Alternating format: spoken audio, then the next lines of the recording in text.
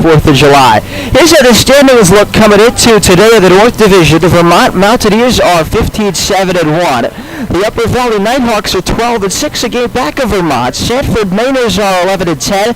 They're 3.5 back of first place Vermont. The SwampBats at 7-16, 8.5 back of first place, and more importantly, 3.5 back behind the Valley Blue Sox, who currently occupy the final playoff spot. In the Coastal Division, the Newport Gulls are 18-4. The Mystic Schooners are 12-8. The Ocean State Waves are 13-10-1. The North Shore Navigators are 9-14. And the Martha's Vineyard Sharks are 8-14. In the West Division, Bristol and Valley are 10-12. Danbury is 9-12. North Adams 6-15. We'll send it to break for the national anthem and bring you the starting lineups of the first pitch on the other side.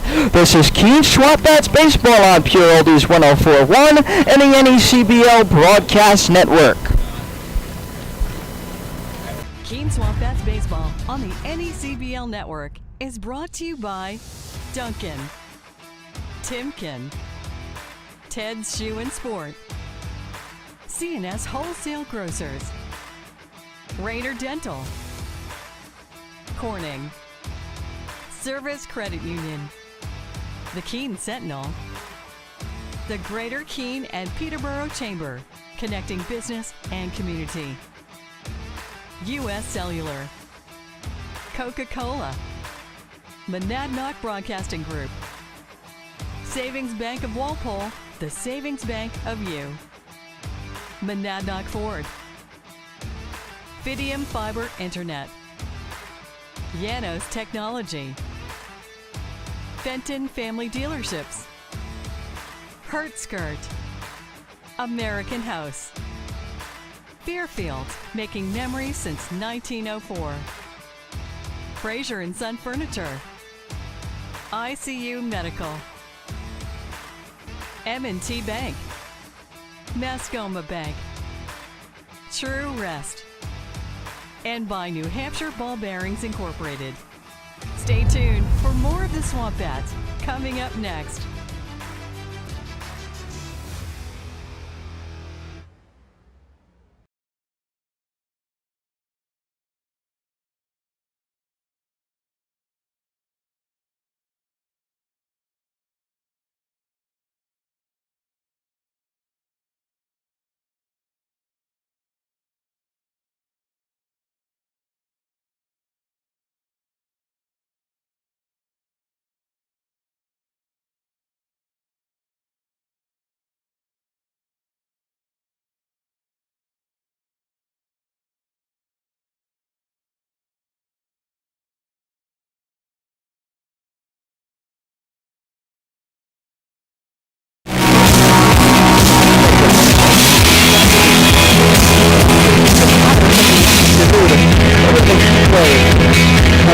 Southern New Hampshire at this point in the summer.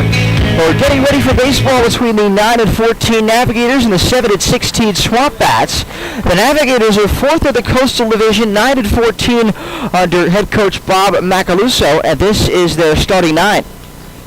Leading things off for North Shore, number 37, Jake Berger, and then in second, number 6, Henry Kazmar, then Evan Griffiths. Batting cleanup, number 14, Brandon Drapo.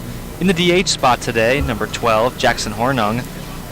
In the 6th spot, number 4, Luca Trigiani. In the 7th spot, number 10, Stan D. Martinez III. And in the final 2 spots, Matt Chattel, the catcher, and then Jake McElroy, the right fielder. That's for starting pitcher Everett Blanco, sophomore lefty out of the University of Virginia. For the Keene SwampBats, they're 4th of the North Division, 7-16 under Sean McKenna. Jake Mumar leads off. He's the shortstop. Evan Goforth bats second and plays third base. Devin Taylor is the right fielder batting third. Garrett Rice is the cleanup batter at first base. Jordan Smith, the center fielder, will hit fifth. Blake DeLamiere is in left field batting sixth. Greg Bozzo is the catcher. He'll hit seventh. Aiden Core will be the designated hitter batting eighth. And Ramses Cordova will play second base at bat ninth. For starting pitcher Cole Stallings, senior right-hander out of Stetson University. Stallings is 0-2 with a 6.27 ERA in 5 games, 4 starts the season. Cole 14 in the third innings, 12 hits, 13 runs, 10 earned, 11 walks, and 15 strikeouts for the 6'2", 215 right-hander out of Lithia, Florida, who also pitched for the SwampBats in 2021. SwampBats and the Navigators set for baseball in a moment here on a very special day at Alumni Field.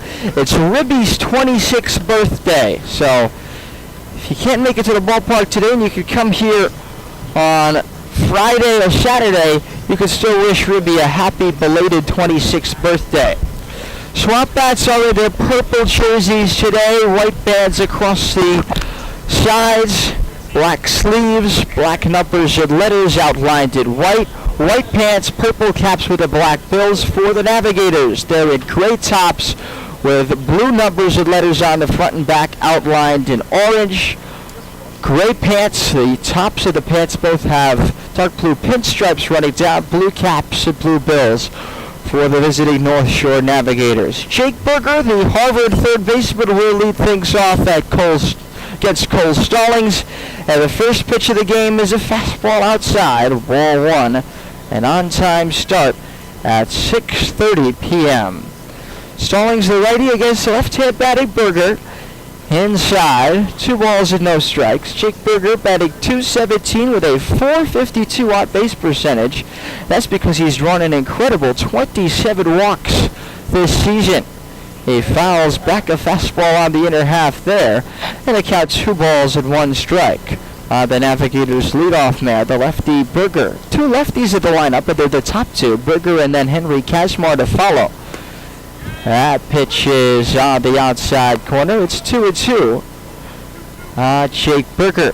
Sam Finn is calling the balls and strikes for this one. Jonathan DiGirolamo's at first base, and Phil Levesque is the umpire at third. 2-2's outside. 3 balls and 2 strikes on the Navigators' first batter of the game, Jake Berger.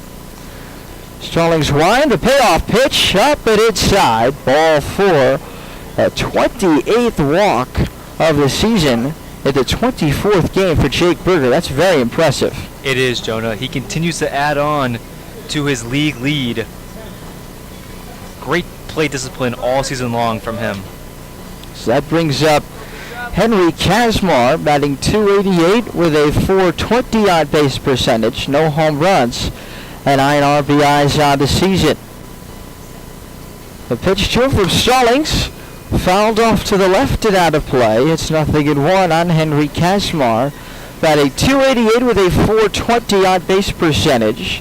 Top 3 in his batting order, all with very high OBPs for the Navigators. 0-1 on Kazmar. Throw over to first. They didn't catch him napping. They almost did. Wow. Oh, they did catch him napping, but he was just able to get back there standing. Wow, what a near pickoff there. Awfully close. Berger did not turn to his left. He was far away from first, but lucky he got back. Pitch misses high, 1-1 on Henry Kazmar, the left-hand hitting Ohio State Buckeye, the shortstop for the Navigators. He's got no homers and 9 runs batted in on the season. The 1-1, fastball high, 2 balls and a strike.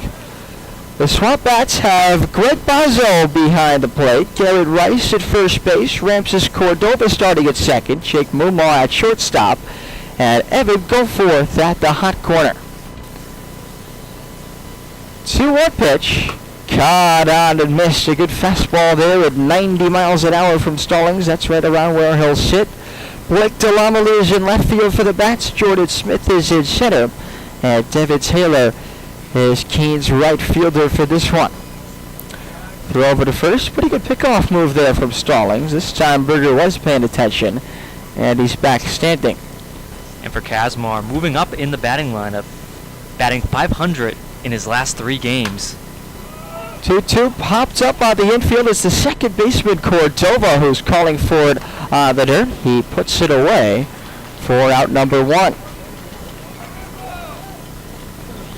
That brings up the center fielder, Evan Griffiths, batting .329 with a .383 on-base percentage. 1 home run and 9 RBIs on the season for Griffiths, who is a teammate of Cole Stallings at Stetson University.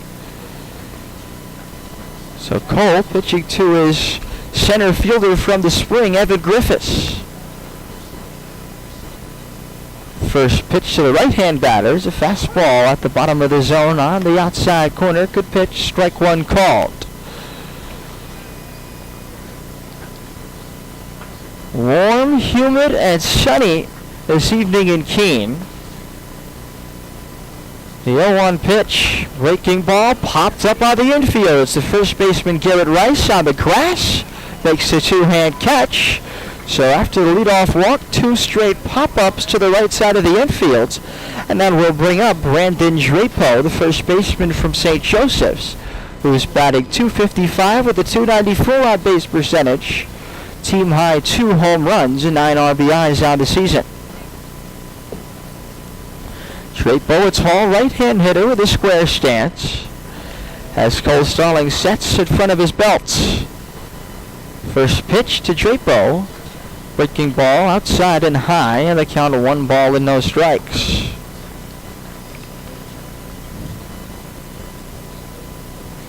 Cole Stallings throws both breaking pitches, a curveball and a slider. Turn and throw to first, and Berger's back standing. He has stolen 5 bases this year out of 6 attempts, but he's been on base a ton. Certainly would consider stealing second, perhaps, with 2 outs at the top of the first. Not going, swing and a miss at a fastball, 1-1 the count on Brandon Drapo. Went 2 for 5 2 nights ago against the Mainers. He has 8 hits, Jonah, in this past week. A hot hitter, a cleanup man for North Shore. The pitch on the ground, chopped to second base. Cordova one-hands it, sidearms to first, and that retires the side. So Cole Stallings deals a leadoff walk, but gets around it by retiring the next 3. No hits and 1 left. We go to the bottom of the first inning. North Shore nothing. The SwampBats coming to bat. This is Keene SwampBats baseball on Pure Oldies 104.1 and the NECBL network. At M&T Bank, we believe in the power of together. Together, we can help your business grow. Together, we can move communities forward while giving back. Together, we can help your family spend more time on what matters most. And together, we can achieve more than ever before.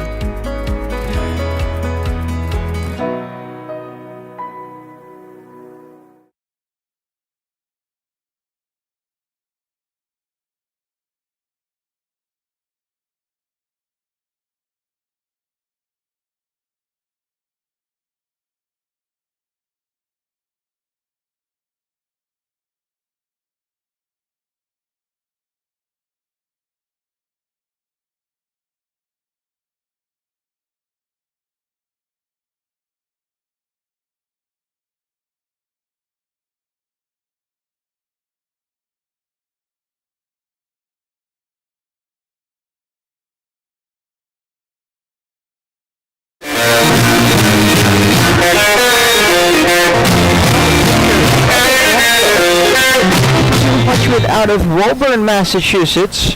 1 scoreless inning on the season, that's it. 2 strikeouts in a game on June 24th against the Valley Blue Sox. He went 1-0 with a 3.04 earned run average in 24 games, throwing 23 2/3 innings this spring at Virginia. He went 21-0 in his high school career, with a 0.58 ERA, had 216 strikeouts for 134 2/3 innings during his Austin Prep School career. He's the 2022 Boston Globe Athlete of the Year out of Woburn, Massachusetts. Rich, anything else you could tell us about Evan Blanco? He's a guy that has a lot of accolades, but only has 1 appearance this season, and that was on June 24th against the Valley Blue Sox, where he came in relief, pitched only 1 inning, gave up no hits, no runs, struck out 2 batters, but made over 20 appearances. Newmaw fouls the first pitch over to the left, and it's 0-1. He made over 20 appearances in relief in his rookie season with the University of Virginia. Definitely a guy that can develop here with the Navigators. No balls and 1 strike the count on Jake Mumaw, the left-hand batting shortstop from Florida Gulf Coast. He swings at strike 2, a fastball at 89 miles an hour up high, and the count no balls at 2 strikes. Block go, lefty works in the third base side of the rubber, out of the windup. The 0-2 popped out at play to the left, and the count remains no balls at 2 strikes. Rich, tell us about the North Shore Navigators defense for this one. So for North Shore, in the infield going from left to right, third base, number 37, Jake Berger, shortstop, number 6, Henry Casmore. Foul back at 91 there from Blanco. Nothing at 2 still on Mumaw. Second base, number 4, Luca Trigiani. First base, number 14, Brandon Drapo. Now in the outfield going from left to right, left field, number 10, Stan DeMartinez III. Center field, number 23, Evan Griffiths. And in right field, number 2, Jake McElroy. 0-2, breaking ball swung on and missed strike 3, and the dope of the tag is applied by the catcher, Matt Chattel. Mumaw down on strikes, and that'll bring up Evan Goforth. Has been swinging the bat very well recently. His batting average up to 200 for the season after a slow start, but he is deservedly up at the 2-hole. He had a 3-hit game at game 1 of the doubleheader the SwampBats played against the Steeple Cats on Monday, and he lines the first pitch into right field for a base hit. Goforth continues his hot hitting as he goes with a fastball on the outer half. 1 out and 1 on now for the right fielder, Devin Taylor. And that's now 6 hits for Goforth in his last 5 games. He went 3 for 4 in game 1 against North Adams, but a perfect pitch and just lined it right to right field. Yeah, not waiting there. Goforth jumping on the first pitch fastball and lining it into right field for a single. So here's Devin Taylor, the right fielder from the University of Indiana. He was the Big Ten Freshman of the Year in the spring. He offers at a check swing at a breaking ball. And it's 0-1.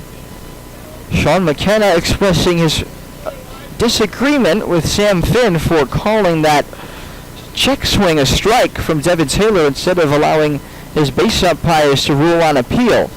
Breaking ball high, and it's 1-1 on Taylor. Devin, another hot hitter, 11 for his last 28 in the most recent 7 games, batting .393 in that span, got his batting average up to a team-high .308 for the season. He dribbles one foul up the first baseline toward Casey O'Brien in the first base coach's box. It's 1 ball and 2 strikes. Taylor with an on-base percentage of .362, tied for the team lead with 4 home runs, and he's driven in 6 on the season. One of just 2 left-hand batters at the lineup for the bats against the lefty starter Evan Blanco. The pitch, fastball up and in at 88 miles an hour. Ducking out of the way is Taylor, and they count 2 balls and 2 strikes. Leads the team in hits with 16. He had 11 of those hits this past week. Another player for the SwampBats, Jonah, that is red hot right now. 2-2 taken outside. 3 balls and 2 strikes. Garrett Rice waits on deck. SwampBats have been hitting better of late. They had 12 hits in game 1 of the doubleheader, tie their season high for runs in that 9-4 win on Monday over the Steeple Cats. Runner goes, 3-2, driven high in the air to left field. Back goes DeMartinez III at the wall. He makes a catch up against the wall. Taylor gave it a ride the opposite field, 323 feet. But DeMartinez makes a catch. Taylor flies out. That'll bring up Garrett Rice. The first baseman is batting .196 with a .303 on base percentage. 3 homers and a team-high 12 runs batted in for Garrett in his second year with the SwampBats. Bats still struggling as a season at the plate, as Rice takes ball 1 outside, 1-0. They're 11th in the league in batting average at 200. Last in the league in on-base percentage at 298, and 10th in slugging at 305. 11th with a 603 team OPS. Here's a line drive into right field, a base hit. Goforth will tag second and head for third. The throw will come in there, and it's in plenty of time.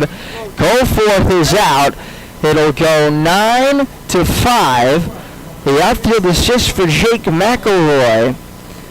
A little too aggressive there on the bases was Evan Goforth on a single to right by Garrett Rice. So, for the first inning for the SwampBats, no runs on 2 hits, no errors, and 1 man left on base. We go to the second, no score between North Shore and Keene. This is Keene SwampBats baseball on Pure Oldies 104.1 and the NECBL network. At Keene State College, life is an adventure. You'll forge your path forward. As an owl, you'll take on challenges in the classroom, field, court, or track. Every worthwhile adventure has its share of blood, sweat, and tears. It takes hard work and dedication. No owl flies alone on their journey at Keene State. Teammates, coaches, professors, alumni, and fellow owls are with you along the way. They lift you up as you continue forward. When you're part of Owl Nation, you become the person you truly want to be.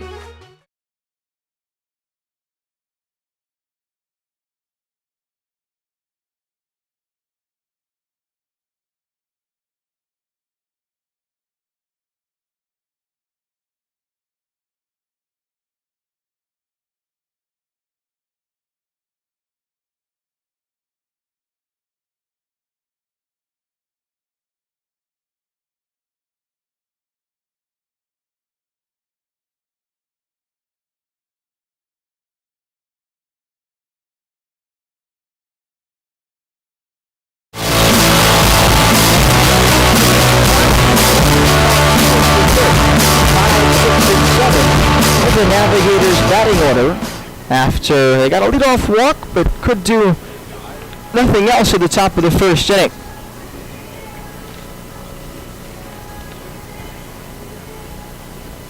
The base coaches for the Navigators are third base coach, the manager, Bob Macaluso, and the first base coach is a player, position player, Tanner Zellum.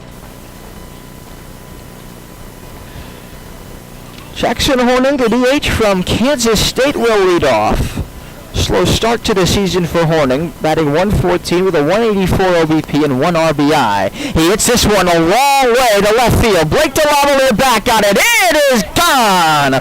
First home run of the season for Jackson Horning. It goes 367 feet out to straightaway left into the trees, and it's 1-0 Navigators in the top of the second inning. First pitch, Jackson Hornung pulled that ball to left field, 367 feet. Exit speed of 90 miles per hour, Jonah, and what a start for North Shore. He got a fastball elevated into zone, just 87 miles an hour there from Stallings, got a round on it, and took it for a ride to give the North Shore Navigators a lead. Here's Luca Trigiani, second baseman from William and Mary. He takes high, 1 ball and no strikes. Trigiani from Brooklyn, New York. The 1-0 pitch. Hit high in the air to right, not deep. Taylor moved back, now he waits, and he makes a catch in his hip pocket for out number 1. Cole Stallings has been a workhorse this season for the SwampBats. He's making his 6th appearance and his team-high 5th start. 0-2 with a 6.27 ERA coming in. But the SwampBats know that he has what it takes to be a really good starting pitcher, because that's what he was in 2021. Pitch is in for a strike to DeMartinez, 0-1. The right-hand batting left fielder from Bentley University in the Division II NE10 Conference.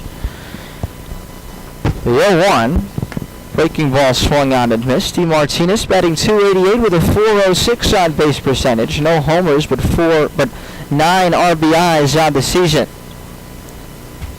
Stallings 0-2, breaking ball at high in the air to center field. Smith going back onto the track, reaches up, and he makes a catch in front of the wall. 3 fly balls to begin the second inning. 1 over the fence, and 2 caught by the SwampBats outfield. So 2 outs and nobody on for the 8-hitter, the catcher from Merrimack College, Matt Chattel, batting .213 with a .250 OBP. 6 hits in his last 7 games. 1 homer, 8 RBIs for Chattel on the season. He grounds one up the middle, base hit past the second baseman Cordova.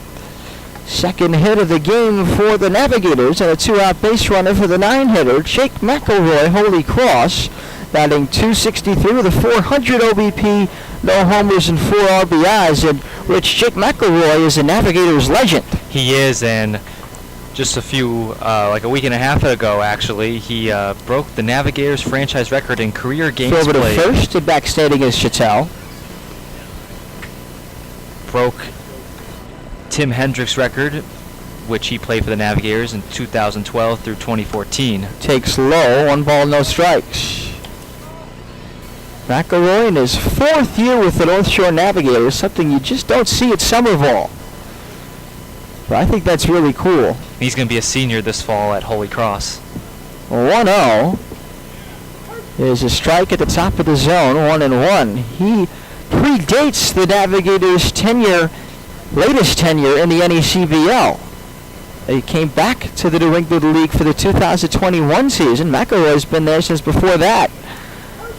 Breaking ball on the outside corner from Stallings, 1 ball and 2 strikes.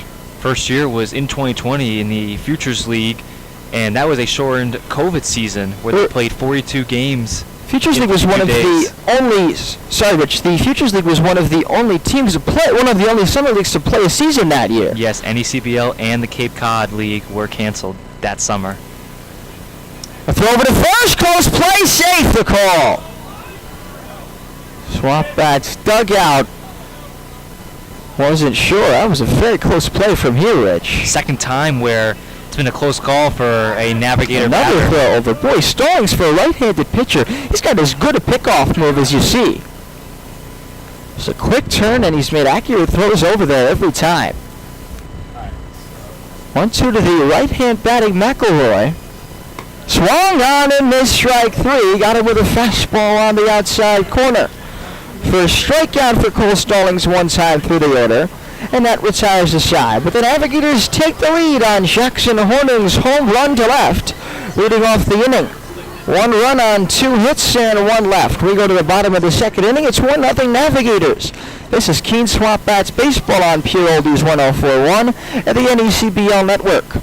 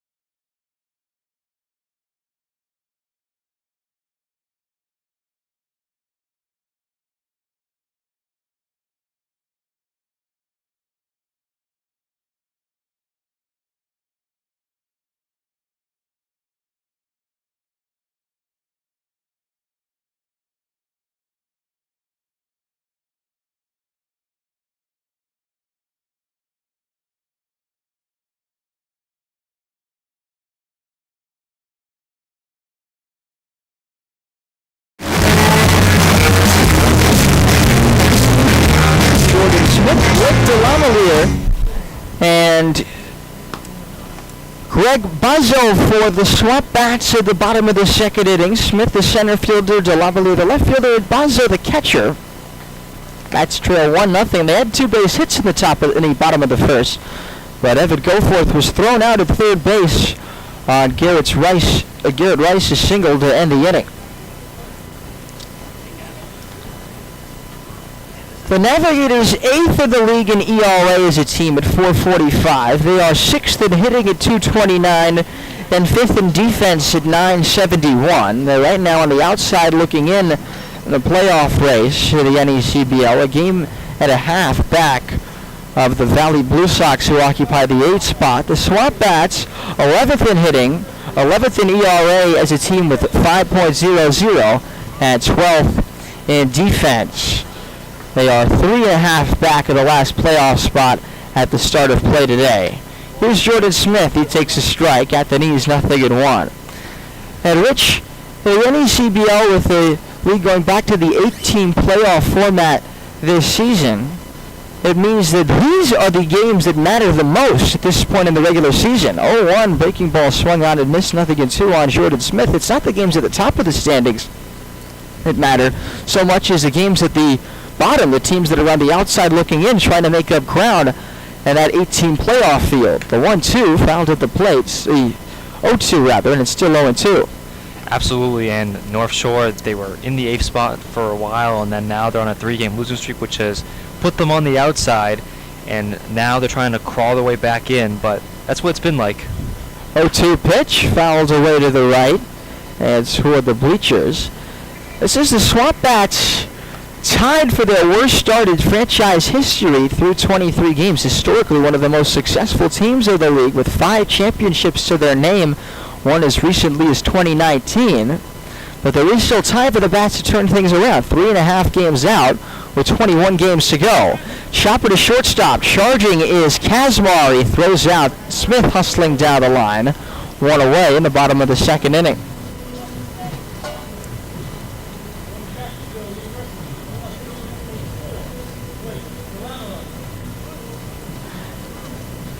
Here's Blake Delamelier, the left fielder, batting 176 with a 273 on-base percentage. But he's got 4 homers and 6 RBIs on the season, the Jacksonville University Dolphin. First pitch to Blake. Fastball just below the knees. 1 ball and no strikes. 1-0 Navigators, 1 out and nobody on in the bottom of the 2nd inning here for the SwampBats. Keene is 5-7 at home this season. They are just 2-9 on the road, but more success here at Alumni Field.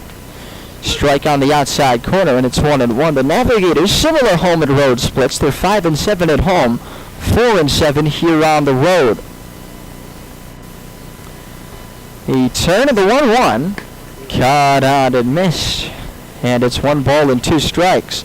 SwampBats are just 1-6 against the Coastal Division with the Navigators play. North Shore 2-3 against the SwampBats and their North Division rivals combined.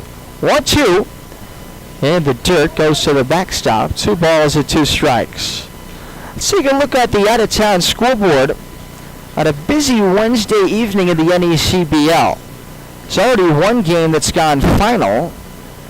Game 1 of a doubleheader between the Bristol Blues at the North Adams Steeplecats in North Adams. 2-2 to Blake. Is driven in the air to right field. Back goes McElroy. It's over his head off the wall. Delamelier hits first. He heads for second. The throw comes in there. Not in time. Sliding into second base with a 1-out double is Blake Delamelier. And the SwampBats have a chance to score here in the bottom of the 2nd inning. 4 hits in his last 5 games for Blake Delamelier. And he had some great speed going to second. Yeah, Blake is a guy who's got the potential to be a 5-tool player. His contact is probably the weakest of those 5 tools, but he can hit for power, he can run, he could play defense. Really good player for the SwampBats, Blake Delamelier. Greg Bazzo takes outside 1-0. Greg's having a good season with the Bats, an aggressive hitter, batting .297 with a .316 on base percentage, a home run and 4 RBIs on the season for the catcher from Northeastern. 1-0 to the righty, foul back, and it's 1-1. Back to that out-of-town scoreboard, the Bristol Blues beat the North Adams Steeplecats 7-1 in the first of 2 7-inning games in North Adams. The second game is going to get underway shortly. Set, and the 1-1 to Bazzo. Breaking ball, line toward shallow center. It's down for a hit. Being stopped at third base is Delamelier by Sean McKenna. But back-to-back hits for the SwampBats. They've got 4 hits in their first 7 batters and runners at first and third. With 1 out for Aiden Korn, the DH from Pasco Hernando State. 5 hits for Bazzo in his last 4 games to add on 4 runs as well. Gets on base again. Keene right now, you said it, 4 hits in their first 7 batters. Right now, let's see how Blanco handles runners at the corners. Delamely at third, Bozzo at first with one out. Holding on, Bozzo at first is Drapo. Middle infielders are back as Korn takes outside 1-0. Patient hitter Aiden Korn. The third baseman, Jake Berger, is mostly back at third. Middle infield trying to get a double play. The outfield straight away. The 1-0 to Korn. Fouled off over the first base grandstand and into the swamp. 1 ball and 1 strike. Other out-of-town scores, bottom of the third in Upper Valley. It's the Upper Valley Nighthawks 3, the Valley Blue Sox 3. Top of the second in Vermont, the Mountaineers lead the Danbury Westerners 2-0. Top of the second in Sanford, Waves and the Mainers scoreless. Swing and a miss by Korn, and he's behind in the count 1-2. Finally, Newport with a 1-0 lead over the Mystic Schooners in the top of the second inning at Cardines Field.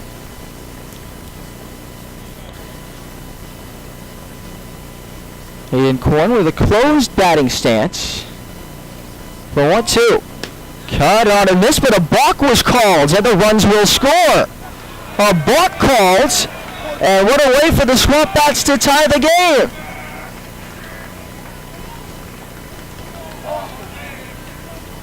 North Shore not happy, as you might imagine. Rich, did you see what Blanco might have done there? He might have stopped just a little bit right when he put that foot up in the air, but now you see manager Bob Mack coming out for brief word, but heads right back to the dugout. You're not going to get something like that overturned, so it's 1-1 now in the bottom of the second inning. And Bozzo moves up to second base as well on the balk called against the lefty Evan Blanco. 1-2, caught out and missed. Korn is down on strikes, and the next batter will be Ramses Cordova. Second strikeout there for Blanco. And here's Cordova batting 122 with a 173 on base. The excellent defensive shortstop from Winthrop. The 9-hitter has 3 RBIs on the season. Trying to get another one here with 2 outs, and Greg Bozzo, the runner at second base in a tie game. First pitch to the righty. Taken outside. 1 ball and no strikes. And he has struggled lately, Jonah. 2 hits in his last 12 games after starting the season with 4 hits in his first 6 games. 1-0 to Ramses. Low. 2 balls and no strikes. Cordova didn't get any action on Monday, the doubleheader. His last appearance was against the Vermont Mountaineers on Saturday. The 2-0 pitch. Caught out and missed. Big rip there to fastball at the knees. 2 balls and 1 strike.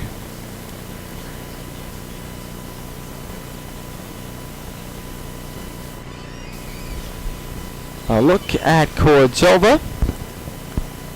A set. And the 2-1 delivery. Caught out and missed at a breaking ball. And the count 2 balls and 2 strikes. Bristol Blues now lead the West Division by a half game over the Valley Blue Sox after beating North Adams.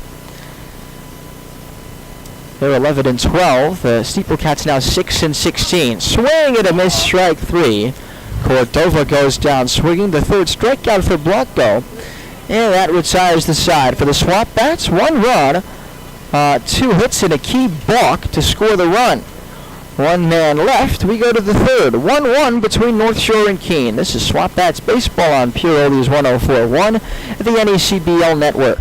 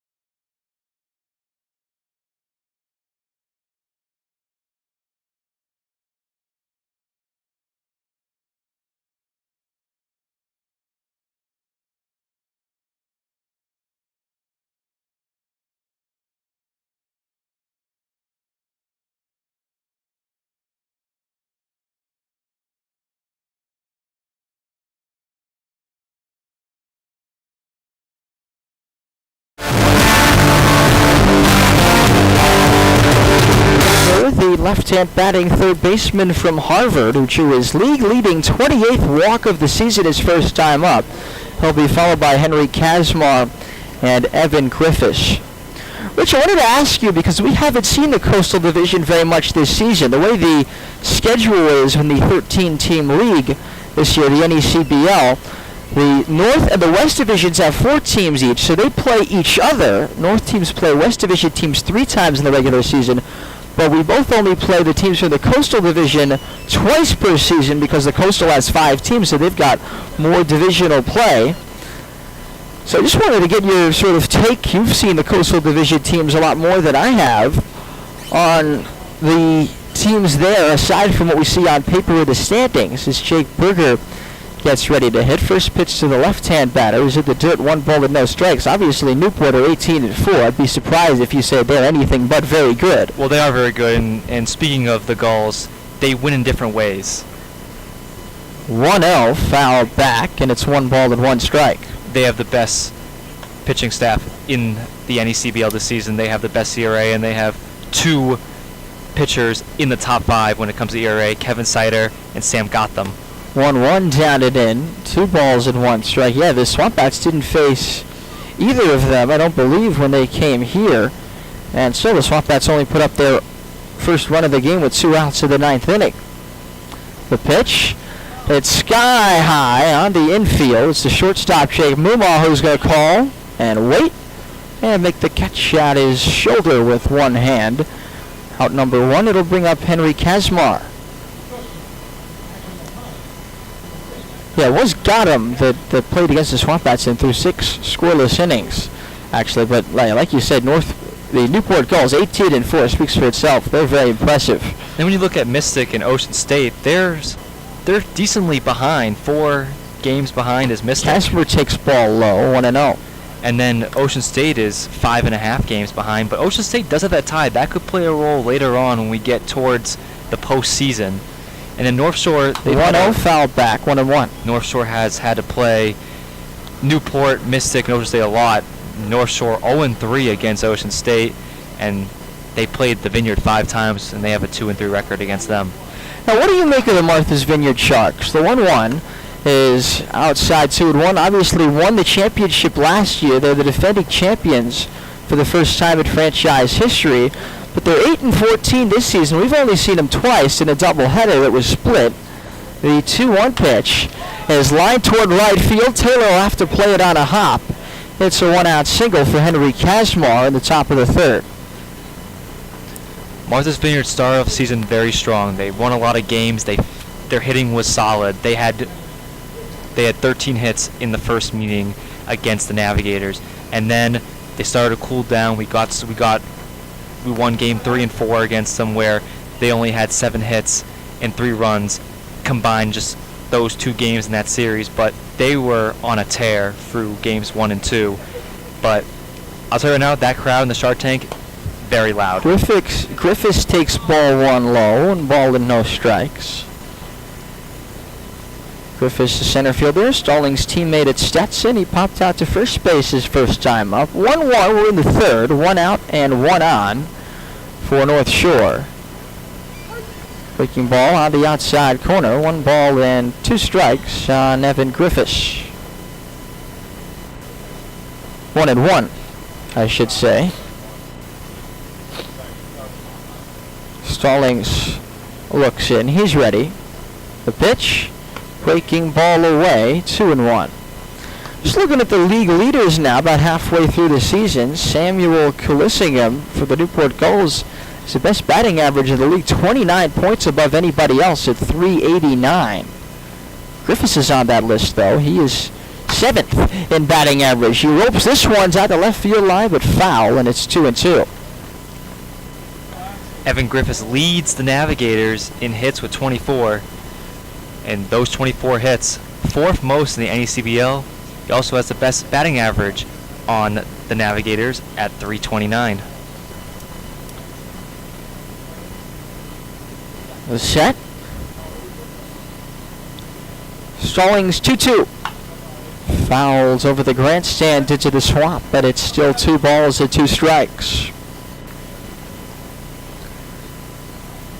Griffiths was hitless in the first meeting between these two teams, going 0 for 4. Throw over at first, and standing there is Kazmar, 2-2. You know, one thing I like about the 8-team playoff format, you know, there's pros and cons to all sorts of playoff formats. 2-2. Breaking ball, looped over first base. It's a fair ball, headed down the right field line. Kazmar stops at second as Taylor gets it in quickly. A bloop single down the right field line for Griffiths. 2 on with 1 out for the Navigators at the top of the third. And Griffiths took it the opposite way, and it just went over the head of Garrett Rice. And the way the ball was turning, looked like it was going to go foul, but just got enough of that white line, Jonah. That will bring up Brandon Drapo, the first baseman from St. Joseph's, 255 with a 294 OBP. He grounded out to second base his first time up. First and second, 1 out. 1-1 at the top of the third. The pitch, breaking ball way out in front of it, 0-1. Quick conversation now for Greg Bazzo with his pitcher, Cole Stallings. With the 8-team format, you're halfway through the season and nobody is out of the playoff race. There isn't. No one is out of the playoff race, and teams can turn it up. I mean, North Adams split the doubleheader against the SwampBats at Alumni Field 2 days ago. Anything is possible. North Shore, they were 5-2 in their last 7 games, now on a 3-game losing streak, so let's see how they battle back. 0-1 pitch, outside 1-1. And if you get into the playoffs, you could sneak in, say, as that 8 seed. Even if you play the Newport Goals in the first round, it's only a 3-game series. Anything can happen in a 3-game series. And I think with how the matchup is going this season between North Shore and Newport, 1-1 cutout and missed. It is 1-2. it could be a good first-round matchup if the Navigators were to get the 8th seed. It's been a good battle, I'll tell you right now, Jonah, at Cardines Field. Newport has shut us out both times, but it's been all about just the innings. Like, one inning has made a difference. In the game on ESPN Plus, it was Sam Colsum had a grand slam to center field, and that was the only runs that Newport scored the entire game. That's right. I remember looking at the score of that game. It was in the 6th inning, I believe. It was. And made it 4-0 Newport, and that was the final. 2-2 pitch. Breaking ball that hit him. Breaking ball that just didn't break. And that means Jackson Hornum will bat with 1 out and the bases loaded. He hit a home run his last time up. Kazmar to third. Griffiths to second. Drapo on at first. But Bazzo will again go out and chat with his pitcher, but this time Hunter Cooley will come out as well, the SwampBats pitching coach. Zephyr is the official on-field cap of the NECBL. Also known as the Z-Hats, Zephyr is the authentic college hat with over 800 colleges and channels the same energy and creativity into building custom hats of all types for pro sports teams, clothing brands, and companies everywhere. Make sure you pick up your SwampBats official on-field cap today. Rich, do you have a Zephyr Navigators cap? I need to get one. You do? You really do? I went half the season without one. The other day, Coach Sean McKenna hooked me up. I'm very happy about that. I need to ask Coach Mack for a Zephyr hat at some point. Yeah, I think we should be able to hook you up. You'd like to think.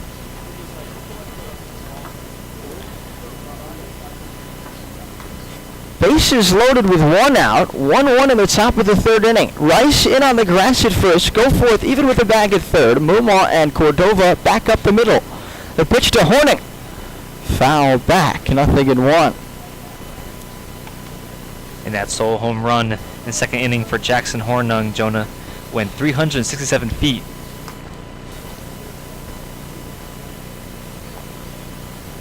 Oh, 1 pitch. Breaking ball well upstairs, and a count 1 ball and 1 strike. SwampBats have a right-handed pitcher warming up in the bullpen.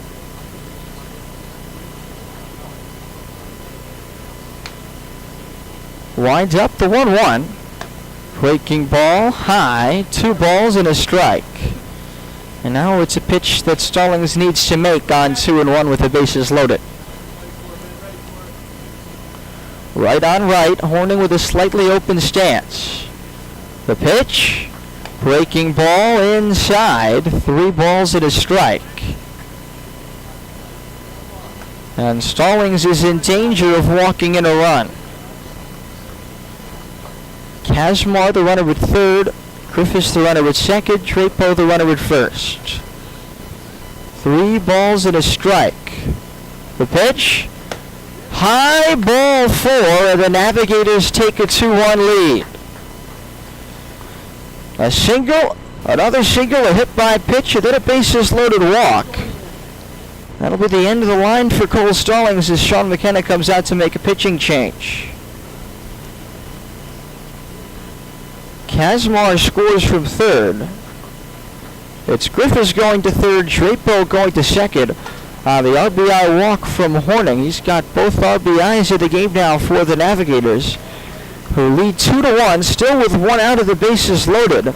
We'll find out who the new SwampBats pitcher is on the other side. 2-1 Navs in the 3rd inning. This is Keene SwampBats Baseball on Pure Oldies 104.1, the NECBL Network.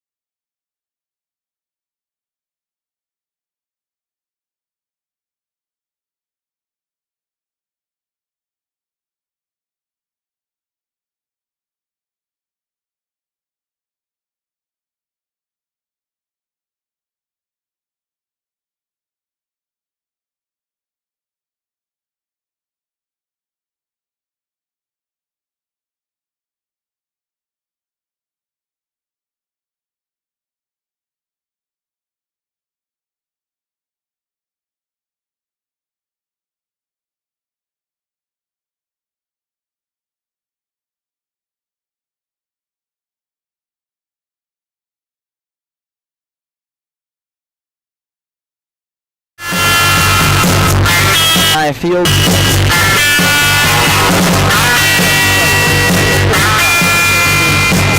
Next year, Alec Rich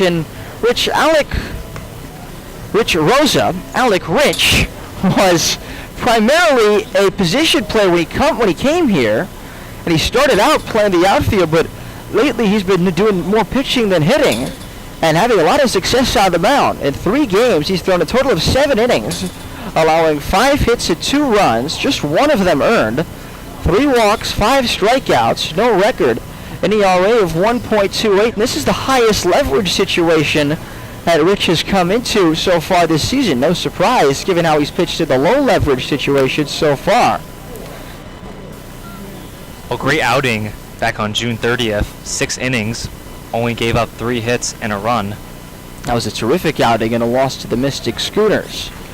So here's Luca Trigiani with 1 out and the bases loaded. 2-1 North Shore in the top of the 3rd inning. Corners in, middle back. The pitch, breaking ball down low, 1 ball and no strikes. Alec doesn't throw very hard, which isn't too surprising for a 2-way player at a Division III school. The 1-0 on the outside corner is strike 1-1, but he compensates with his pitch arsenal. He throws a sinker, a slider, and a splitter, and those are his primary pitches. Set. The 1-1. In the dirt. Did he go? Yes, he did, says the first base umpire, Jonathan DiGirolamo. It's 1 ball and 2 strikes. Navigators dugout not happy about that. Big call, which means it's 1-2 on Trigiani. Luca flied out to right field his first time up, batting .214 on the season with 3 runs batted in. A 1-2. Swung on and tipped into the mid of Greg Bozzo, strike 3. Got him with a slider. Big first out for Alec Rich. 2 outs. The base is still loaded for Stan DeMartinez III from Bentley, who flied to center his first time. Griffiths at third, Drapeau at second, Horning at first with 2 outs.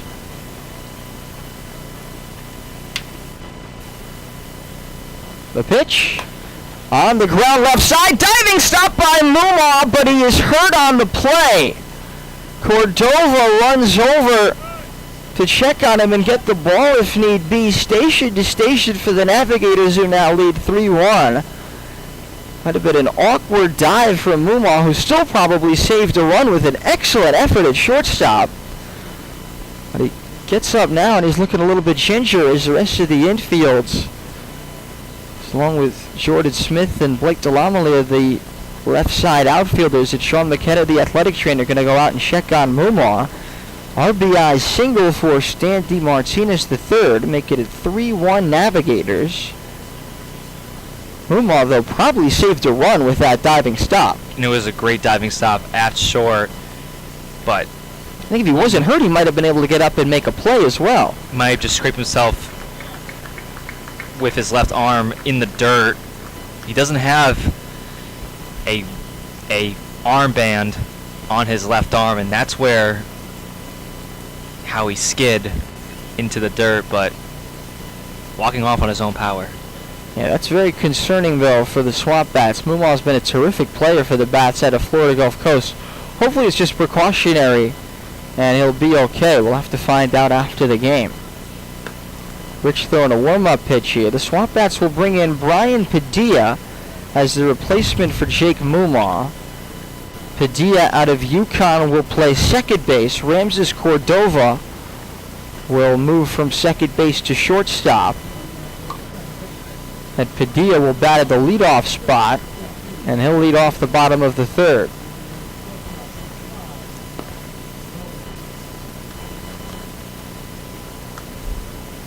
So the new infield now, right to left, Rice, Padilla, Cordova, and Goforth. 2 outs, so the base is still loaded for Matt Chattel, the first baseman from Merrimack College, who had a single his first time up. 3-1 Navigators here in the third inning.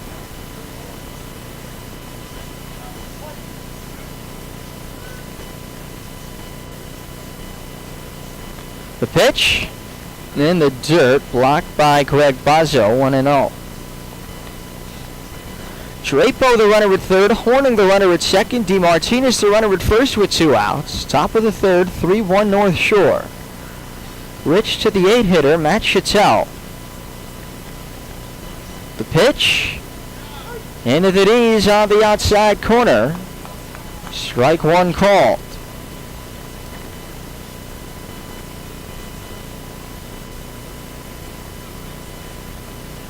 Rich ready. 1-1 pitch. Chopped foul at the plate. Slowly to the Navigators' third base side dugout here. The count 1-2 strikes. Decent crowd here for this Wednesday night on Ribby's birthday. Grandstand about half full on the first base side. And of course some more fans on the bleachers around here at Alumni Field. 1-2. Breaking ball pops in high. 2 balls and 2 strikes.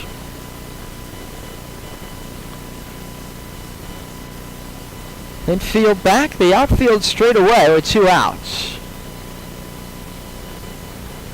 Rich trying to keep the Navigators' lead at 2. The pitch.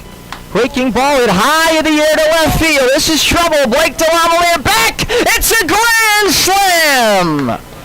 Matt Chattel with his second home run of the season. 367 feet to straightaway left field. A grand slam home run for Chattel. It is 7-0 Navigators here in the third inning. He got a hanging breaking ball at the top of the zone and made no mistake. Gets his first home run since the season opener against Martha's Vineyard. And Joe, you talked about how pitching has been the issue for Keene this season. Now that's 2 home runs for the Navigators to left field. Well, certainly the dimensions play a part, as the pitch to the 9-hitter Jake McElroy misses for ball 1.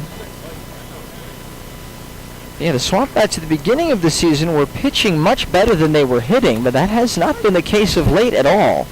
So 1-0's on the outside corner, 1-1 as the offense has stepped it up. The pitching for the SwampBats has been stretched thin.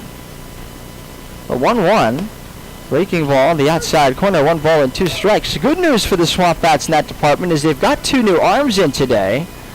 Tommy Sullivan from Franklin Pierce and Peter Haas, a local kid from Keene High School and from Stonehill. 1-2, hit the dirt, 2 balls and 2 strikes. The count on Jake McElroy.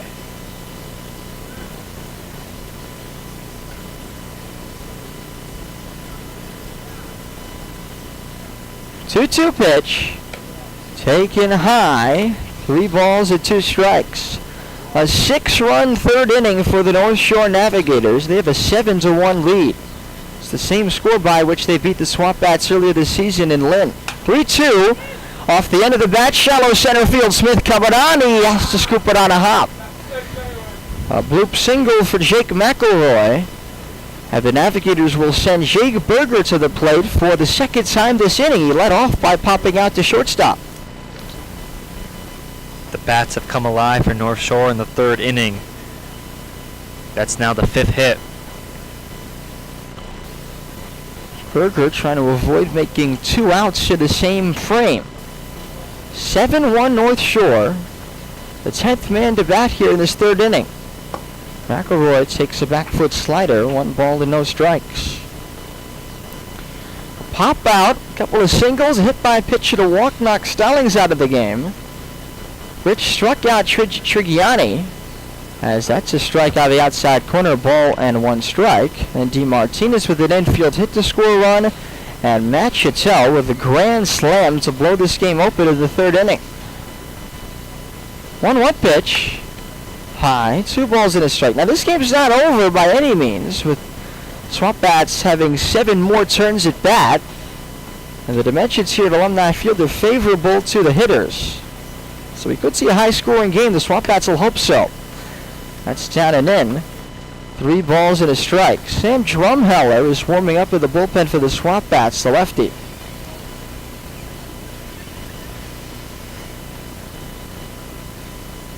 Rich with a 3-1. On the ground, right side, Padilla over, scoops it up, spins, throws to first, safe at first base is Jake Berger. Almost a terrific play by the 2nd baseman, Brian Padilla, whose momentum took him into foul territory after getting rid of that ball. Stopping at 2nd base is Jake McElroy on the infield single by Jake Berger. And Berger pulled that ball to right field. And Padilla just had enough speed to get to the ball, and a great throw to Rice, but not in time. So the 11th man to hit in this inning will be Henry Kazmar. He started the rally with a single into right field off Cole Stallings. Rich is ready. The pitch. On the ground, right side, Padilla slides, he stops it, and now trying to turn for 3rd is McElroy. The throw home, not in time. Padilla knocked that ball down in shallow right field, but look at the wheels on Jake McElroy as he did not hesitate, waved around 3rd base by Bob Macaluso, scoring from 2nd on the infield single to make it 8-1.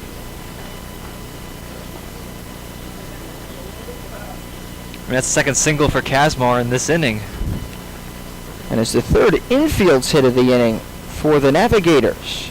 Berger stopping at 2nd, so it's 8-1 now. First at 2nd, 2 outs for Evan Griffiths.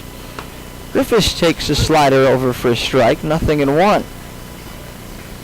Griffiths has also singled and scored in this inning.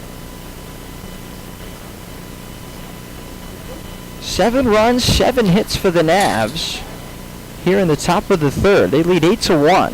0-1 pitch is lined right back to Alec Rich. Look what I found. Rich makes a nice snag on the comebacker, and that retires the side. But not before 7 runs on 7 hits. No errors and 2 men left on base. We head to the bottom of the third. It's 8-1 North Shore. This is Keene SwampBats Baseball on Pure Oldies 104.1 and the NECBL Network.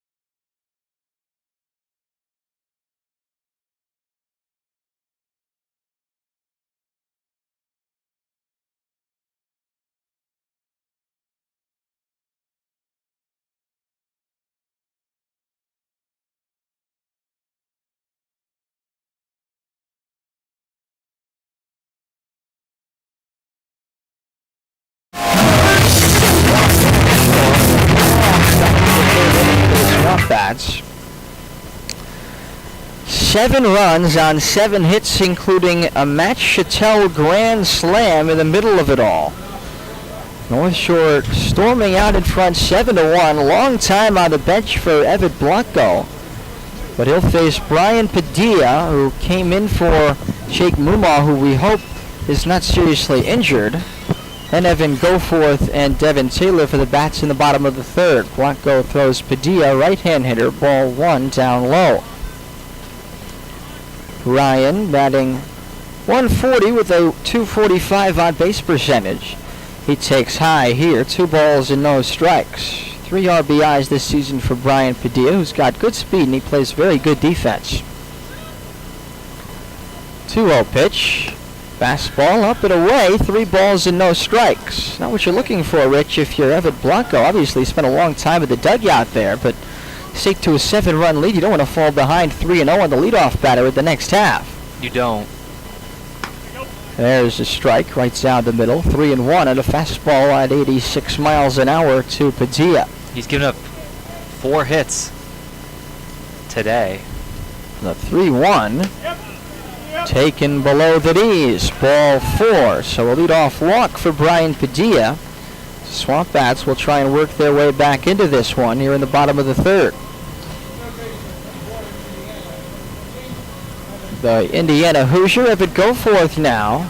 He singled but was thrown out at third in the top of the bottom of the first inning.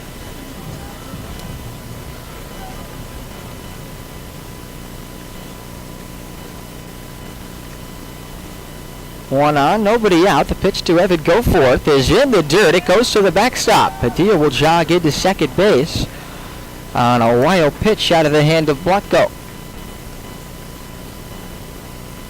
Final line on Cole Stallings. 2 1/3 innings, 4 hits, 5 runs, 2 walks, and 1 strikeout.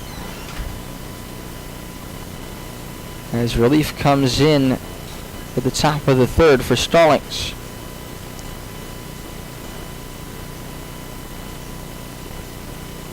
1-0 pitch to Evan Goforth. Popped foul out of play into the swamp. 1 ball and 1 strike on Evan. Devin Taylor waits on deck. It's 8-1. Navigators in the bottom of the third. Set of the belt from the lefty Blanco. 1-1. Fastball. Towered foul over toward the SwampBats bullpen and right field and into that bullpen. 1 ball and 2 strikes on Evan Goforth.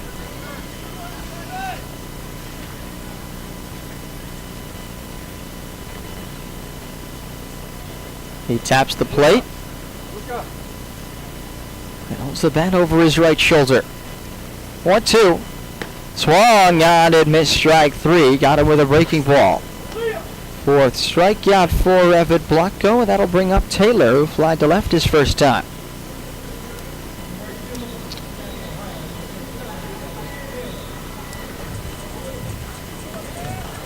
Taylor's been heating up, as we mentioned earlier. 393 in his last 7 games, 308 for the season. He flied to the wall in left field his first time. The lefty takes a breaking ball high, 1-0. Padilla, after the leadoff walk, is the runner at second base for the SwampBats. We still have a lefty warming up in the bullpen. 1-0 to Taylor. Fastball rocketed in the air, left center field. Over is Griffiths, the center fielder, and he makes a catch. And medium depth left center for out number 2. Pretty hard hit off the bat of Taylor, just didn't get all of it. That'll bring up Garrett Rice with 2 outs. And Padilla still at second base. Rice has been a clutch hitter for the SwampBats. He leads the team in RBIs with 12. Singled his first time. Rice swings and misses at a breaking ball outside. 0-1.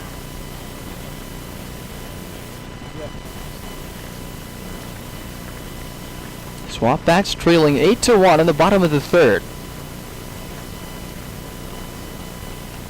0-1 to Garrett Rice. Bounce toward first base. Waving off his pitcher is Trapo. He takes it to the bag himself. And that retires the side for the SwampBats in the third inning. No runs, no hits, no errors. And Padilla left at second base. We go to the fourth at Keene. It's 8-1 North Shore. This is Keene SwampBats baseball on Pure Oldies 104.1 and the NECBL network. Your next Ford is waiting at Monadnock Ford. Right now, get a great offer like this on your next new Ford. See these offers and more at MonadnockFord.com. Monadnock Ford, home of the low price tire guarantee and your local Ford and used car retailer. Voted Keene's best.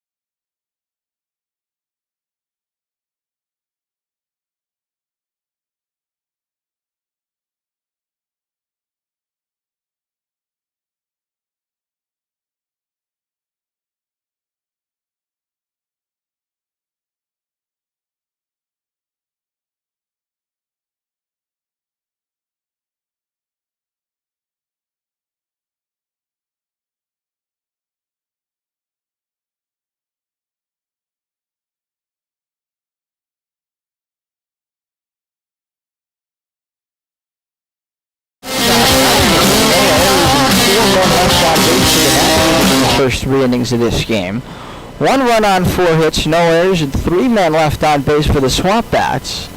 7 runs at the top of the third for North Shore. Alec Rich now back on for the fourth. He'll face Brendan Drapo, Jackson Horning, and Luca Trigiani. 4, 5, and 6 third time through the order, and here's Rich. Thank you, Jonah. Navigators lead 8-1 as we begin the top of the fourth. First pitch to Drapo, fouled straight back.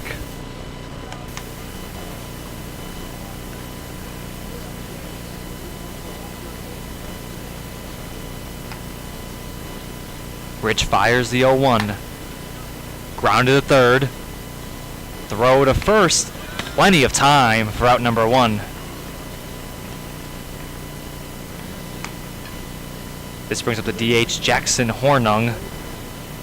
Sole home run in the second inning and then drew an RBI walk in the third inning. Scored a run on Matt Chattel's grand slam to left field.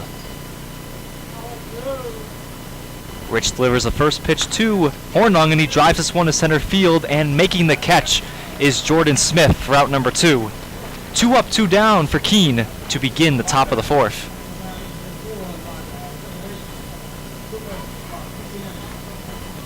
This brings up Luca Trigiani. 0 for 2. Flew out to right field in the second and struck out swinging in the third. He takes a called strike 1.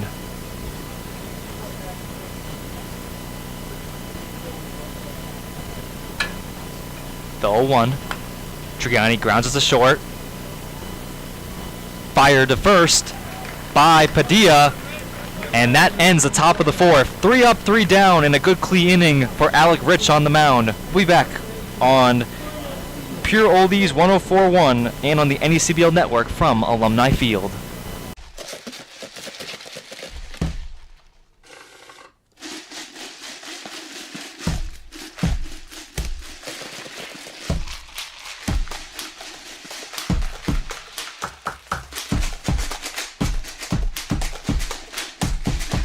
Watch me do my thing. I said, watch me do my shake, shake.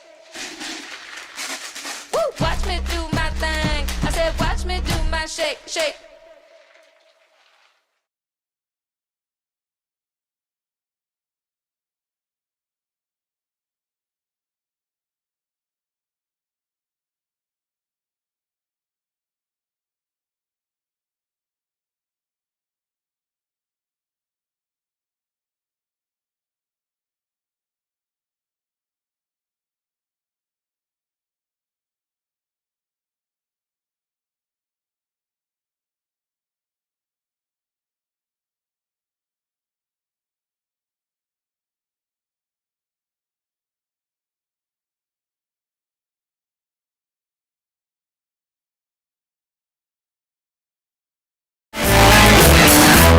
Alumni Field in Keene, New Hampshire. North Shore and Keene.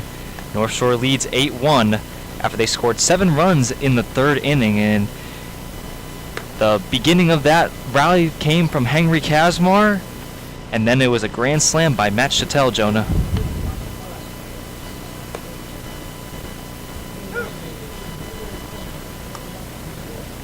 And a new pitcher on the mound for North Shore. It's number 0, Sawyer Dorte, the rising junior from Middlebury College. Making his 8th appearance in relief, ERA of .675. Last appearance in relief came 3 nights ago against the Gulls. 1 inning pitch in relief, he gave up no hits, no runs, struck out 1 batter. Chattel a quick meeting on the mound with Dorte. And leading things off for Keene is Jordan Smith, 0 for 1, ground to short in the second.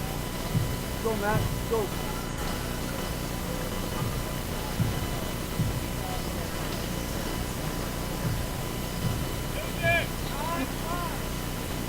Home plate umpire calls time.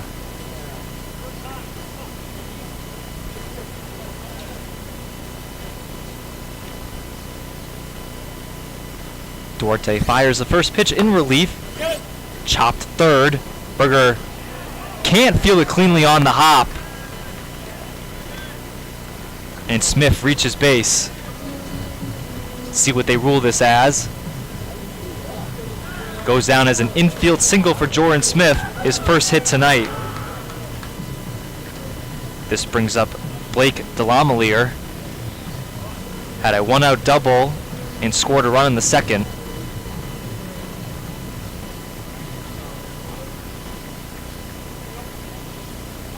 Check down to first. Smith gets back safely.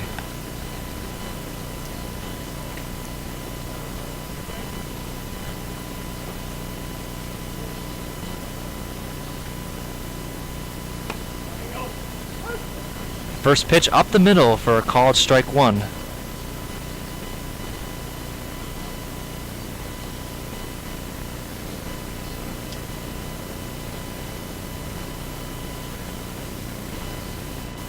Check down the first. Draper applies the tag on Smith. Not in time. Second pickoff attempt for Duarte in this inning.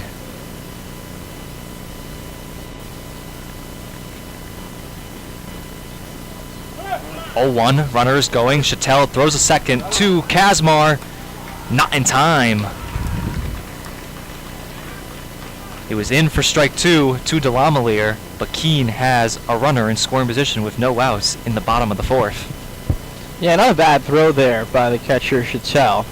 But Smith's got good speed and got a good enough jump for his 3rd stolen base of the season. 0-2. Fouled away. Delamelier stays alive. Delamelier second on the team in hits with 12. He has 4 hits in his last 5 games.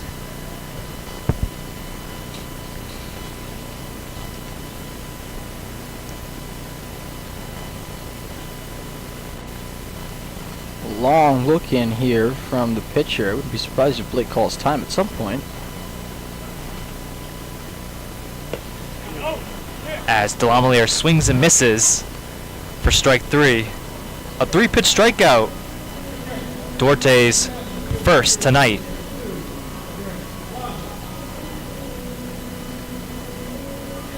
This brings up Greg Bozzo, had a single in his last at-bat. Smith, small lead off second.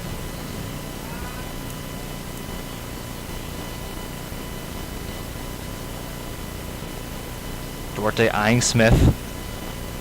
The first pitch to Bozzo, and he swings and misses for strike 1.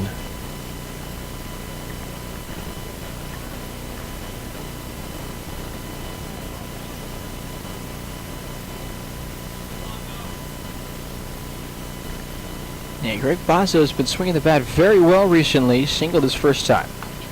0-1 is fouled straight back, and it's quickly 0-2. Bats not looking to hit the ball out of the yard here. Down by 7 early in the game. You just want to get on base however you can. Singles, walks, whatever it takes. Just keep the line moving. So you're not going to get back into this game scoring 1 run an inning. You're going to have to put up runs in bunches. 0-2. Fouled away by Bozzo. He stays alive. Navigators lead 8-1.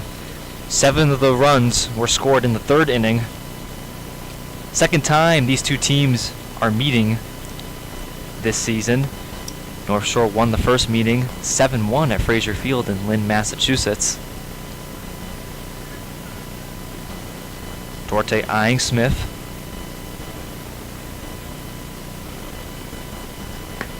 Bozzo swings and misses for strike 3. Back-to-back Ks for Sawyer Duarte. 2 outs. Nasty slider that just disappeared on Greg Bozzo out of the hand of Duarte. And for the 3rd inning in a row, the SwampBats are in danger of stranding a man at second base. This brings up the DH Aiden Korn as an opportunity to bring home Jordan Smith, who is at second, as Korn takes ball 1, missing on the outside.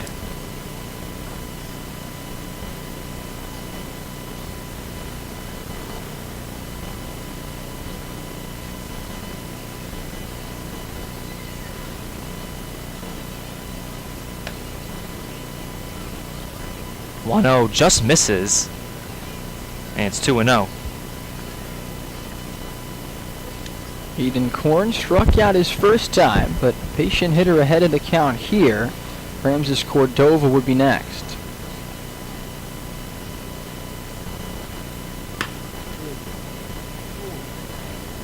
The pitch just outside for ball 3.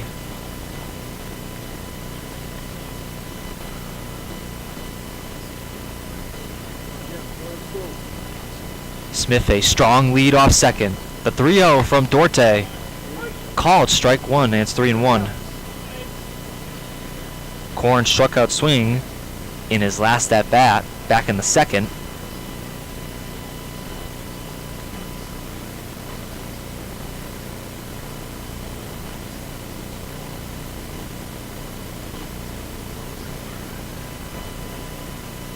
(3-1) to Korn. Fouled towards the SwampBat dugout. Full count. Really don't want to waste this opportunity if you're the SwampBats. with the leadoff infield's hit from Smith. He steals second. I'd like to cash in just for morale purposes on offense. Try and feel that you're making headway into this 8-1 lead the Navigators have here in the 4th inning. Duarte delivers the payoff. Fouled again by Korn. He stays alive. A walk continues the inning. A strikeout ends the 4th inning, and SwampBats strand a runner in scoring position. Even with an open base with this lead, you're not going to want to walk Aiden Korn with Cordova on deck. As Korn, a soft roll at third, Berger throws across his body and gets it to Drapo at first to end the 4th inning. SwampBats strand a runner in scoring position, but they get a hit on the single by Jordan Smith. Navigators lead 8-1. We'll be back on Pure Oldies 104.1 and on the NECBL network. From first thing Bruce felt was quality, the consistency, knowing that when I take them out, they're going to be the same every time. And the second was to be able to see kids all over the country wearing the gloves that I designed. That's one of the coolest parts of this.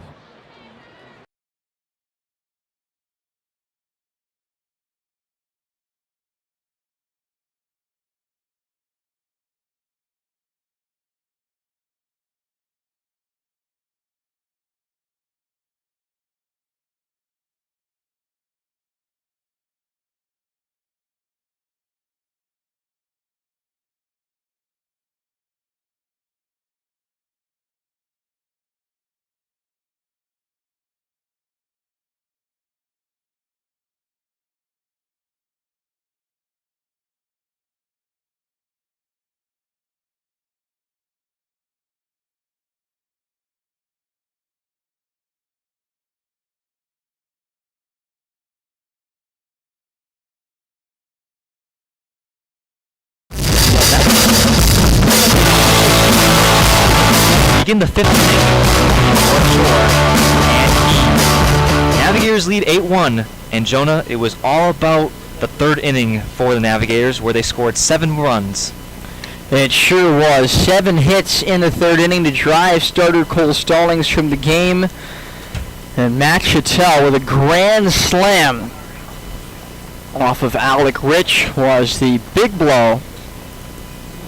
4 of the 7 runs in that 3rd inning, giving North Shore an 8-1 lead, which they still have here coming into the top of the 5th. Rich still on the mound for the SwampBats.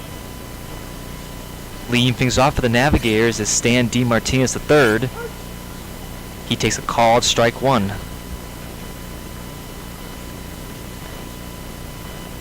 D. Martinez 1 for 2 had an RBI single in his last at bat as he fouls this one towards the Keene dugout.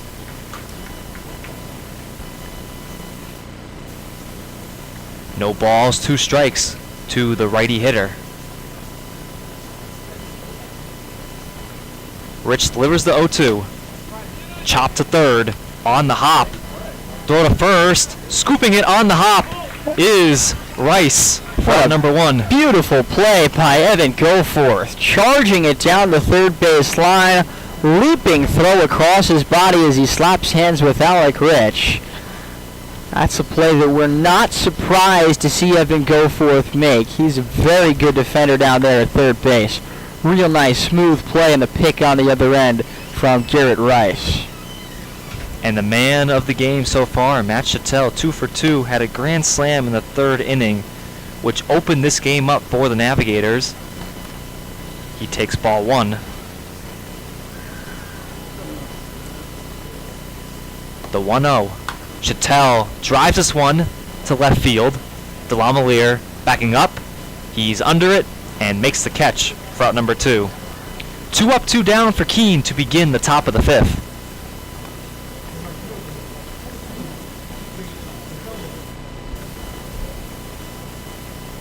This brings up the 9th hitter, Jake McElroy. Had a single in the 3rd inning, struck out swinging in the 2nd. The first pitch to McElroy, a check swing, the ball deflected off his bat and goes foul.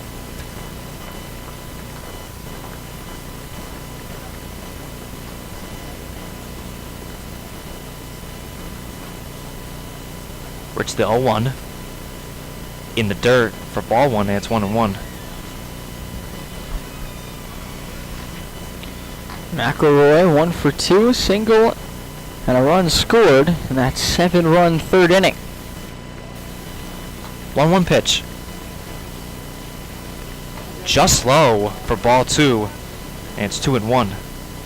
Yeah, close pitch there from Alec Rich, but just missed low, maybe a little outside. McElroy takes strike 2, and the count was even up at 2-2. Deuce is wild here in the top of the 5th. Ball skips past Greg Bozzo, the catcher. Count now is full to Jake McElroy.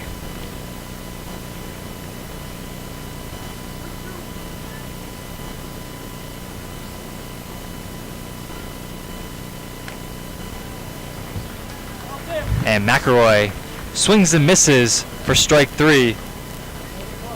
1-2-3 inning for Alec Rich.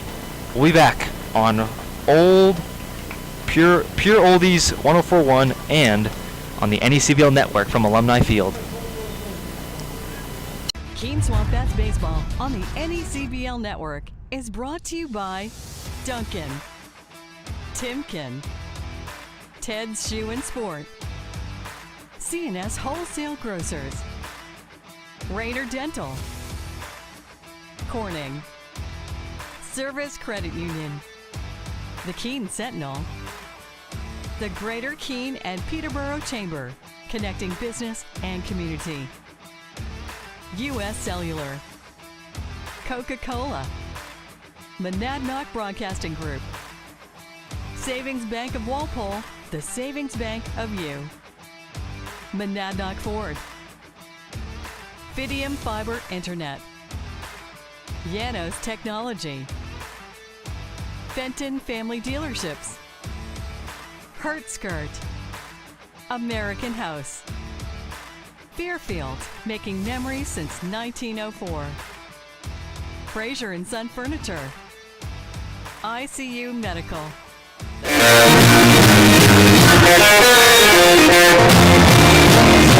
For the Navigators, Keene trying to claw their way back into this game, Jonah, as they are down by 7.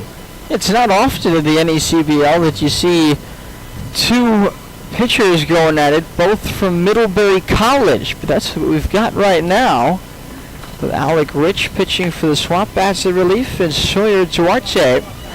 So we're the same for North Shore, who have an 8-1 lead halfway through the ball game. 9-1-2 for the SwampBats, completing their second time through the order. Cordova, Padilla, and Goforth.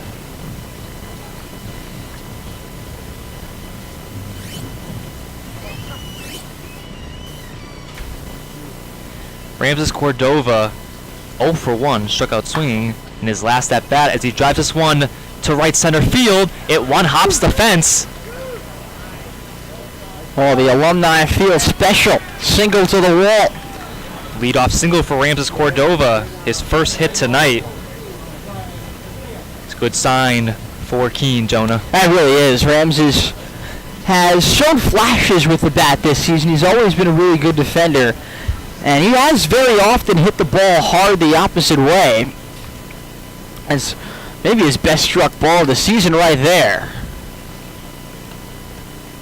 Back to the top of the order for the SwampBats, it's Brian Padilla. Hitless in 4 of his last 5 games. 1 for 15 in this past week. Drew a walk in his first plate appearance tonight, then advanced a second on a wild pitch. Check down to first, Drapo applies the tag on Cordova. Cordova gets back safely. Has a strong lead off first. No outs in the bottom of the 5th. The first pitch to Padilla is low and outside for ball 1. Yeah, Cordova hasn't stolen a base successfully this season. The SwampBats don't run very much at all as a team. They're last in the league with 17 stolen bases on the summer. The 1-0 nearly hits Padilla. and it's 2-0. Duarte going to the rosin bag, trying to get a bit of grip on the ball after that one. Might have slipped out of his hand a little bit.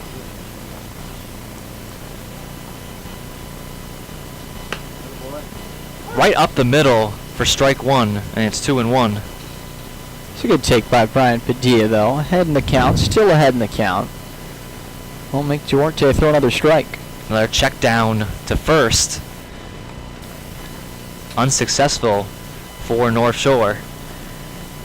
Jake Berger, the third baseman, just came in to back up the throw from first to the pitcher. Missing in the dirt again. And Rich, that's just something that I don't think every third baseman is going to do, but it's just a type of sort of dedicated, focused, heads-up baseball that you love to see at this level. Guys that go the extra mile just in case. 3-1 is fouled out of play. Berger, Count now runs full. certainly going to be one of the smarter guys on the field, going to Harvard. And he just knows that if that throw gets past the pitcher and the first baseman, he'll be there to back it up.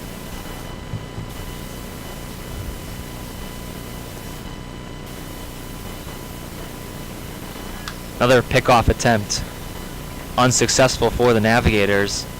And again, Berger goes into the grass just in case that throw gets away. Duarte fires the payoff to Padilla, and it hits him. And now Keene has two aboard with no outs in the bottom of the fifth. So a chance for the SwampBats, trailing 8-1 with the first two men on. In the bottom of inning number 5 against Duarte. And a couple of hot hitters coming up at Goforth and Taylor. Goforth 1 for 2 tonight. Has single in the first and struck out swing in the third as he takes a called strike one.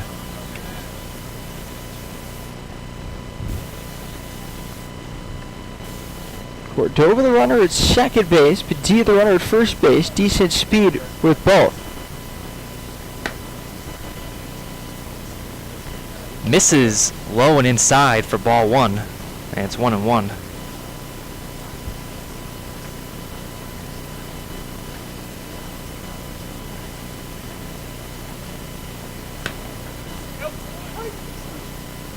Just catching the outside corner for strike two, and it's 1-2 to Goforth. Duarte doesn't throw very hard. Looks like a fastball there at 85 miles an hour. But he's mixing up his pitch as well. The 1-2. Called strike three. Tough called third strike there if you go forth. He didn't think it was a strike. Third K for Sora Duarte. 1 out. Cordova at second, Padilla at first. This brings up Devin Taylor, 0 for 2. Flew out in both his at-bats.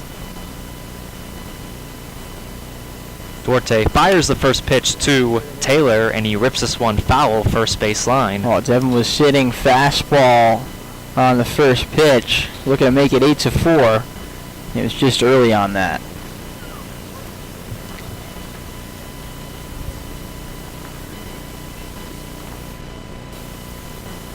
0-1 offering in the dirt for ball one, and it's 1-1.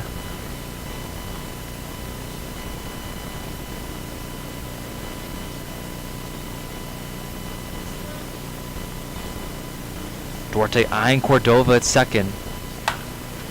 And ripped over the head of Trigiani at second. Rounding third is Cordova, and he scores to cut the Navigators' lead to 6 on the RBI single by Devin Taylor, his first hit tonight.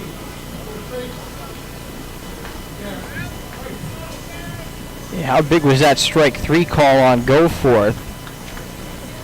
That's the only out of the inning on a tough called third strike. But the SwampBats have now reached with 3 of their first 4. Taylor with his 7th RBI of the season on a very hard hit ball to right center. As Rice takes ball one up high.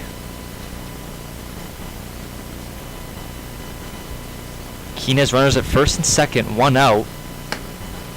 1-0 is up high for ball 2.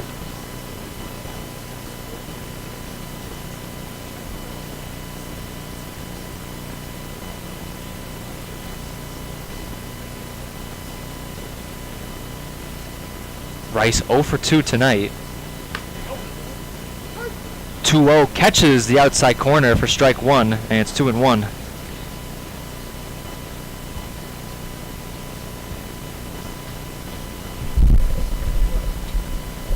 Duarte eyeing Padilla at second. The 2-1. Outside for ball 3, and it's 3-1.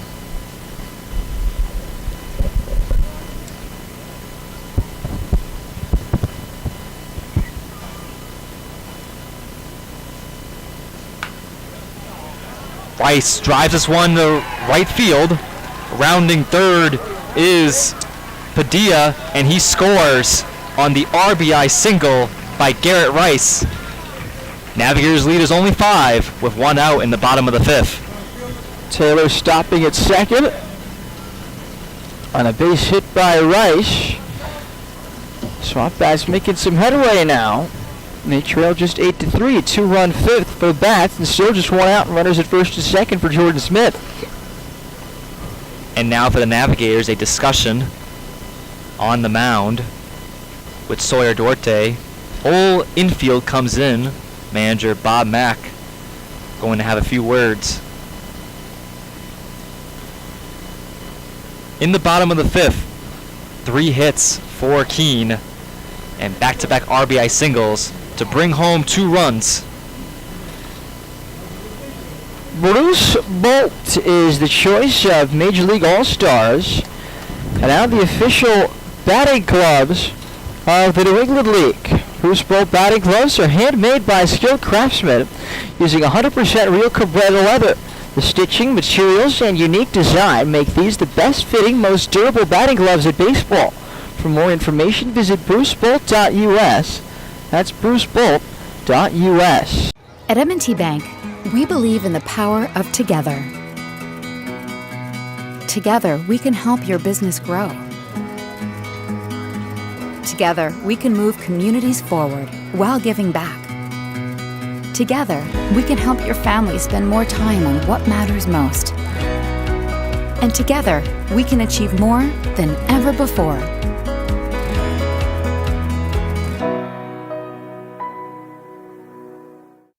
Let's take a break with the score 8-3. 1 out, first and second for the SwampBats to the bottom of the 5th. This is Skeet SwampBats Baseball on Pure Oldies 104.1 and the NECBL Network.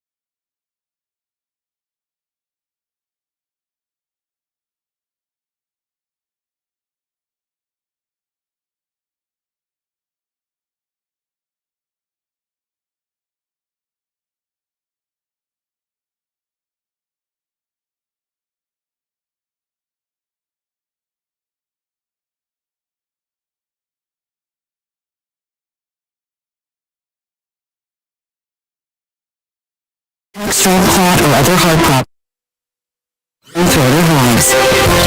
Ask your doctor about prescription Xelgens. Visit Xelgens.com or call 1-844-XELGENS.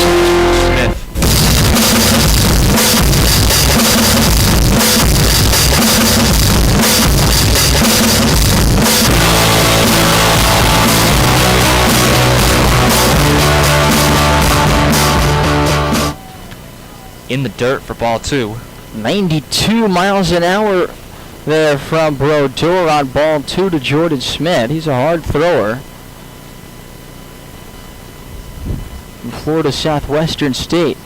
Taylor at second, Rice at first. Back-to-back RBI singles for Keene. The 2-0. Hammer to center field. Backing up is Griffiths, and he makes the catch of the warning track. Tagging up is Taylor, and he is safe standing up. Well, that's a smoke ball off the bat of Jordan Smith. 90 miles an hour, went 319 feet. And a real nice play there in center field by Griffiths. Leaping up and making the catch above his head to Rob Smith if it would have been an RBI extra base hit. 2 outs in the bottom of the 5th. Keene has runners at the corners. Taylor third, Rice at first. This brings up Blake Delamelier. 1 for 2, had a double in the second. The first pitch he sees, missing outside for ball 1. Colin Verdure making his 10th appearance of the season, 9 in the 3rd innings. He's walked 5, struck out 13. No record, an ERA of 3.85. Rice a small lead off first. Brodeur the 1-0. Fouled straight back by Delamelier. And it's 1-1. It's 8-3 Navigators in the bottom of the 5th. SwampBats at 2 outs and runners at first and third for Blake, who's doubled and struck out.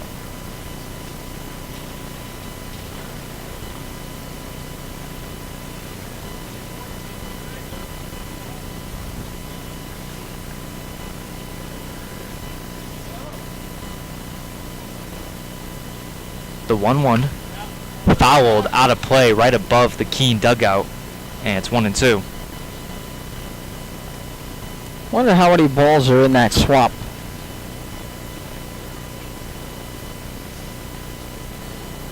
That'd be quite a few.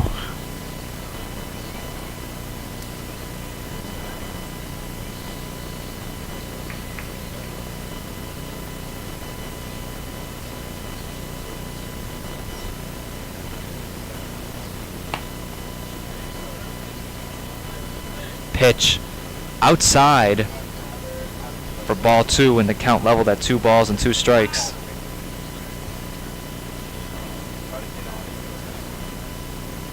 Garrett Rice, the runner at first base, is looking at his wrist with Casey O'Brien and the first base umpire, John DiGirolamo. Might have just been an equipment issue, because looks like he's fine. Keene has runs the corners, 2 outs in the bottom of the 5th. They are down by 5.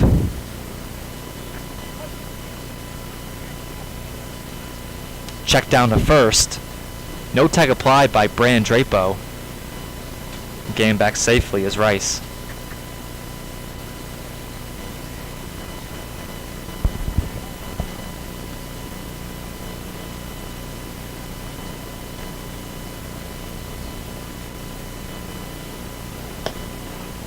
He swings through for strike 3.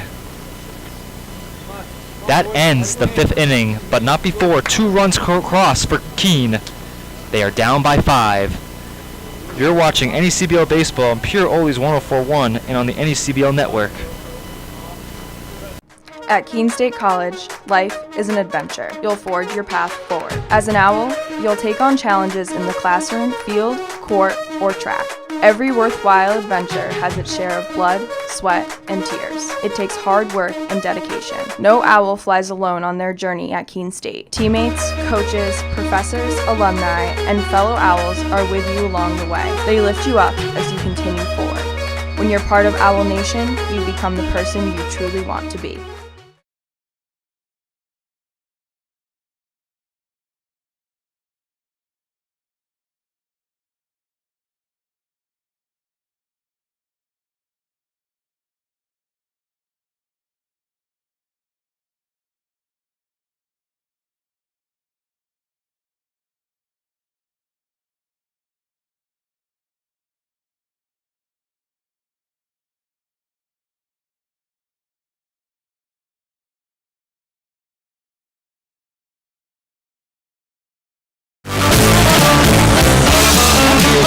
Three over the SwampBats. Alfred still on the mound for the SwampBats. Last 2 innings of work for him have been quick. 1, 2, 3 innings, Jonah. Yeah, he's done a real nice job after giving up that grand slam in the third inning. He was charged with 3 of those 7 runs that came into the third, but Rich has bounced back really nicely after that. Retired the last 7, pitched a 1-2-3 fourth and a 1-2-3 fifth, not only keeping the SwampBats within striking distance, but also preserving the SwampBats' rest of the bullpen for 3 games the next 3 days. We'll be at Ocean State tomorrow at 6:30 with a pregame show at 6:20, and then here at Alumni Field Friday and Saturday against Vermont and Sanford, respectively. Back to top of the order for the Navigators as Berger takes ball 1.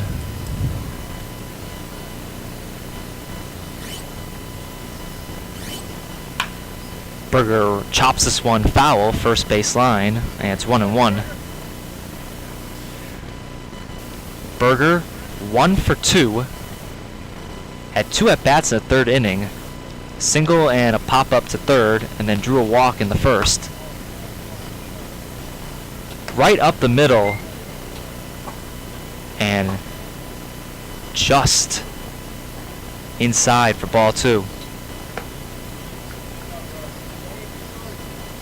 Pitch now outside.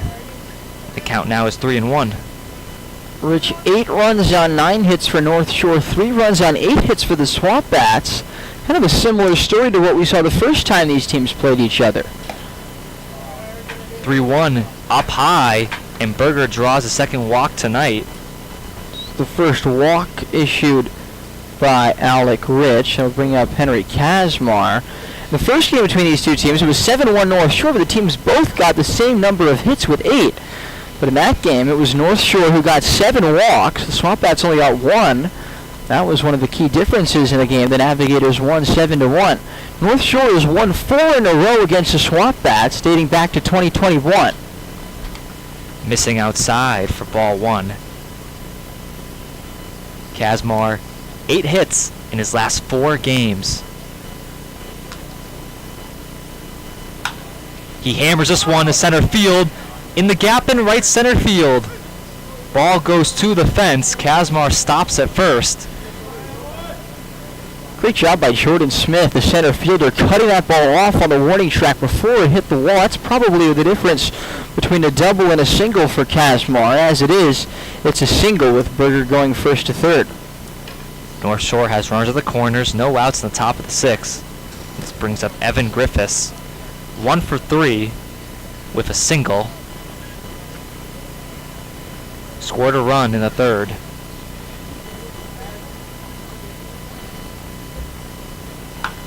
Griffiths pops one up foul, first base line, and sliding and making a play on the ball is Rice. Berger comes home to tag up, and he scores to give North Shore a 6-run lead here in the top of the 6th.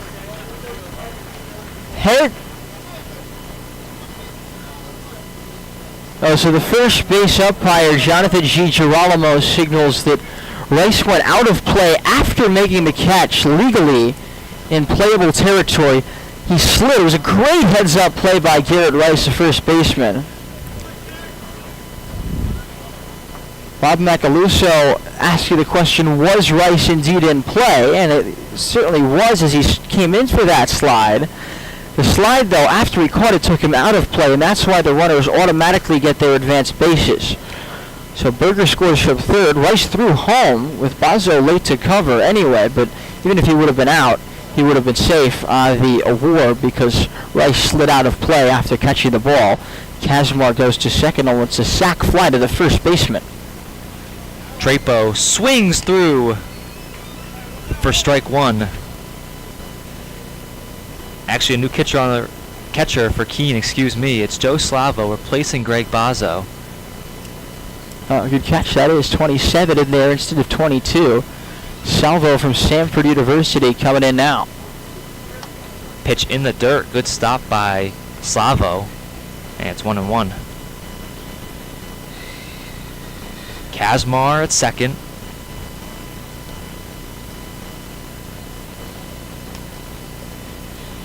The 1-1 up high for ball 2. SwampBats are keeping their infield back. Actually, your partner's not a runner at third anymore because Berger just scored. So naturally the infield's back with a runner at second and one out. Padilla is holding on. Kazmar at second base, the second baseman. Drapo swings and misses on the off speed for strike 2. Yeah, nice slider there. Definitely caught Drapo off balance. North Shore leads 9-3. They have 10 hits. Keene has 8 hits. Rich eyeing Kazmar.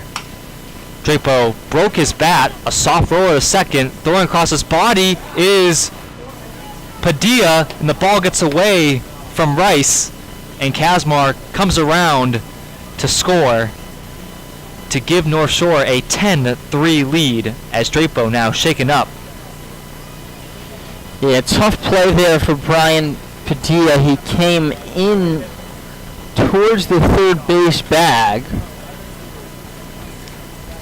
from his second base position, threw it across his body.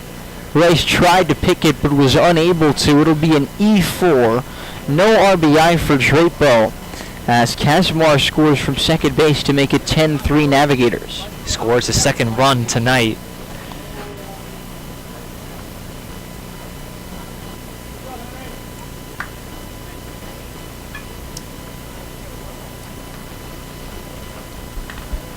So pitch hitter here for Horning.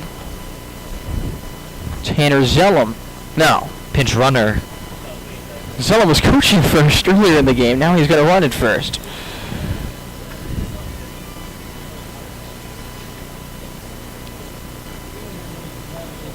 I'm assuming Zellum's a first baseman so that he would stay in the game for Drapo.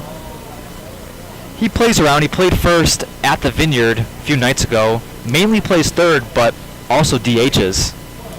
Maybe Berger will move over to first. But in any case, Zellum in pinch running for Brendan Drapo here in the 6th inning. This brings up the DH Jackson Hornung. Has solo home run in the second. Flew out in his last at bat. And the ball skips away from Slavo. And Zellum goes to second on the wild pitch from Alec Rich. Salvo having a tough time with that one. We'll see what they score it. But either way, Zellum moves up to second base. Still just one out here in the 6th inning. And with one out in the top of the 6th, it's a passed ball there against Salvo. Zellum is in scoring position for the Navigators. 1-0 to Hornung. Ripped the third. Long throw to first. Rice steps on the bag and gets Hornung in time for out number 2. More good third base play there by Evan Goforth on the backhand with a long throw across the diamond. Perfect strike to Garrett Rice for the second out as Zellum stays at second base.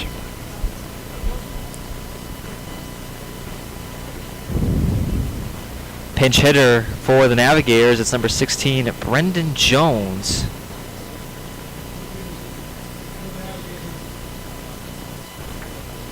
So a lot of changes out of the infield now. Jones has 3 hits in his last 4 games.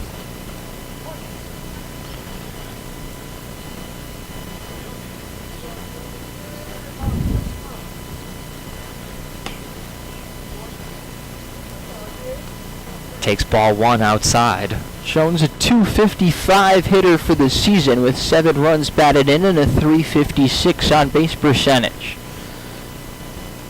Rich eyeing Zellum at second. Jones foul tips that pitch into the catcher's mitt for strike 1. North Shore is a team, Rich, is middle of the pack in most hitting categories. 6th in average at .229, tied for 7th at on base at .341. They're 10th in slugging at .305 and 9th in OPS at .616. Jones chops this pitch foul towards the Keene dugout, and it's 1-2.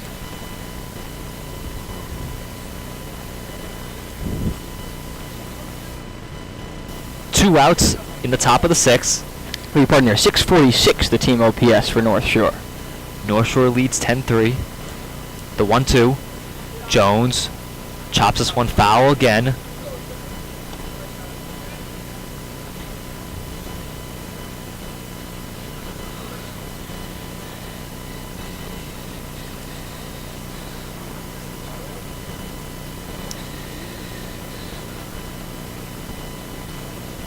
Zellum a strong lead off second.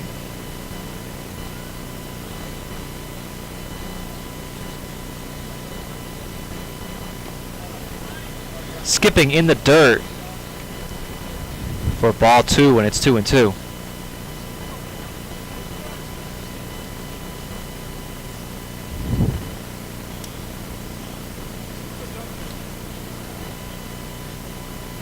The 2-2 pitch. Jones skies this one. Racing after it, 3 SwampBats, and it's caught by Brian Padilla in shallow left field to end the top of the 6th. North Shore gets 2 more runs. They lead at 10-3. We'll be back on Pure Oldies 104.1 and on the NECBL network from Alumni Field.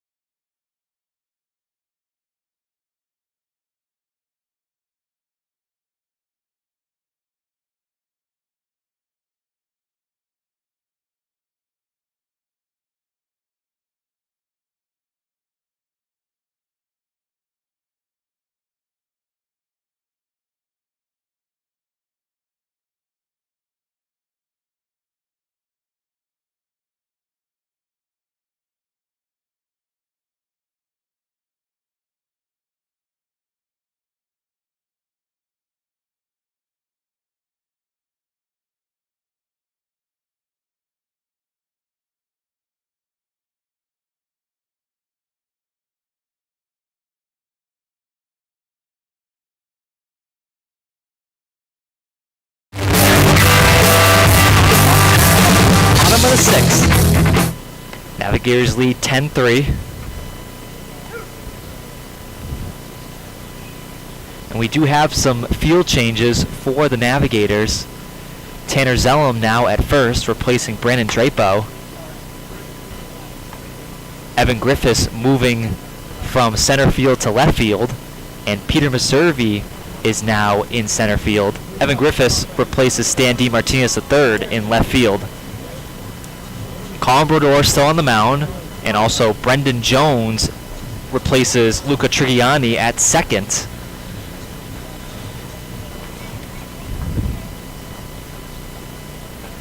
Leading things off for Keene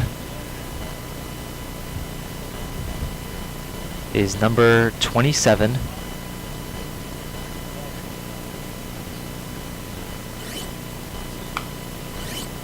And he fouls the first pitch. Straight back. Joe Slavo, the catcher, replacing Greg Bazzo.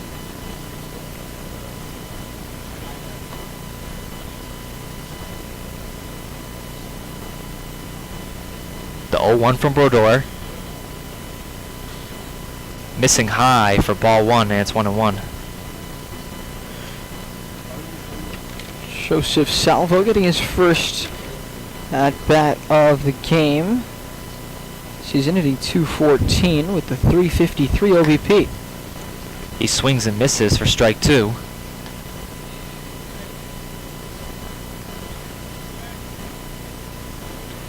Slavo hitless in his last 6 games.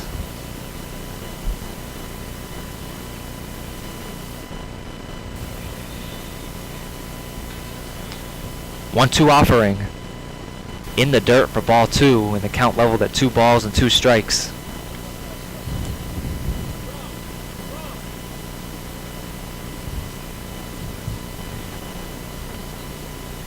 Navigators lead 10-3. And he swings through that pitch for strike 3 for out number 1.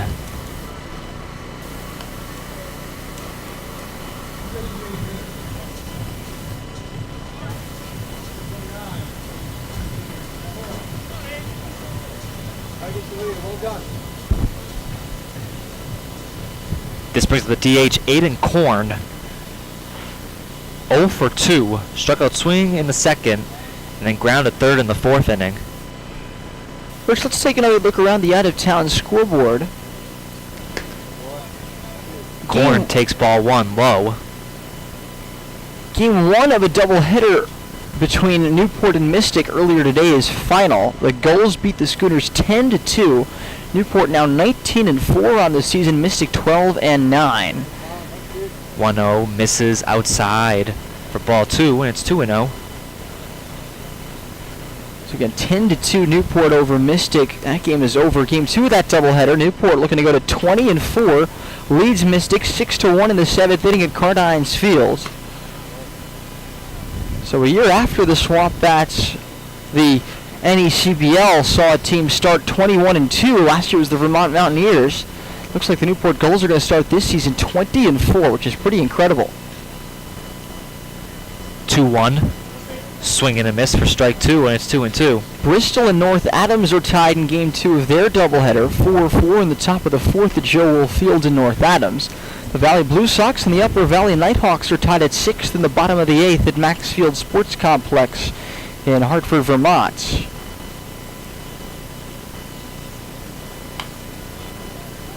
Corn fouls the 2-2. Stays alive. Vermont Mountaineers lead the Danbury Westerners 3-2, top of the 7th in Vermont. And the Ocean State Waves lead the Sanford Mainers 4-1, top of the 7th, bottom of the 7th in Sanford.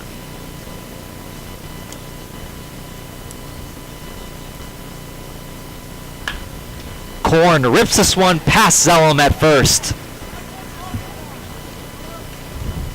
A 1-out single for Aiden Corn, his first hit tonight.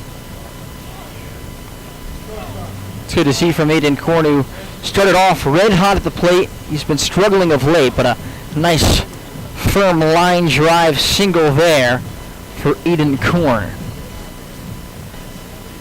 This brings to the 9th hitter, Ramses Cordova, had a single in his last at bat, scored a run in the 5th inning. That went to the wall. He crushed that ball in the 5th. He fouls the first pitch right next to the Keene dugout.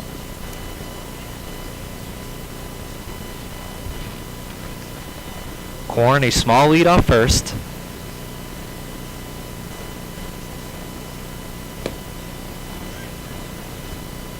Missing low and inside for ball 1, and it's 1-1.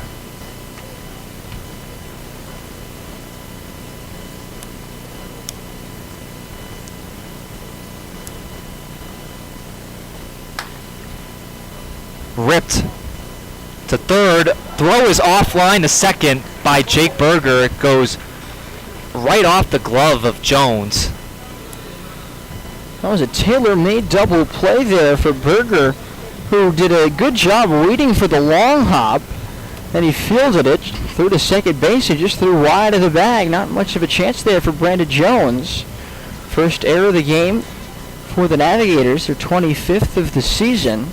So first and second now for Brian Padilla. Keene has 2 aboard with 1 out. Navigators lead by 7. First error for the Navigators tonight. Back to top of the order for Keene. Brian Padilla takes a called strike 1.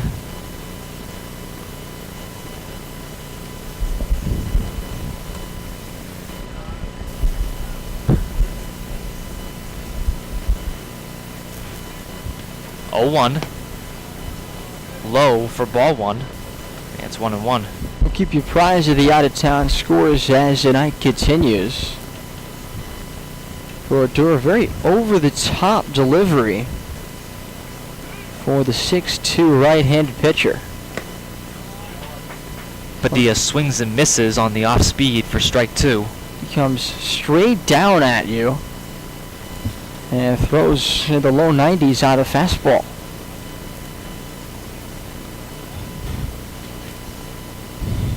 Corn at second, Cordova at first.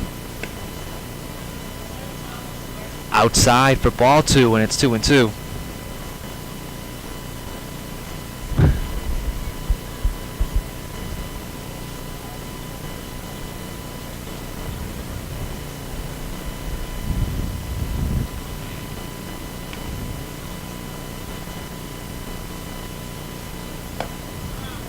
pitch missing up high for ball 3, full count. Padilla drew a walk in his first plate appearance, then in his second plate appearance got hit by a pitch.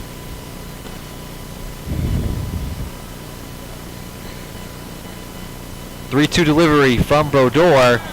It's in the dirt, and Padilla draws a second walk tonight.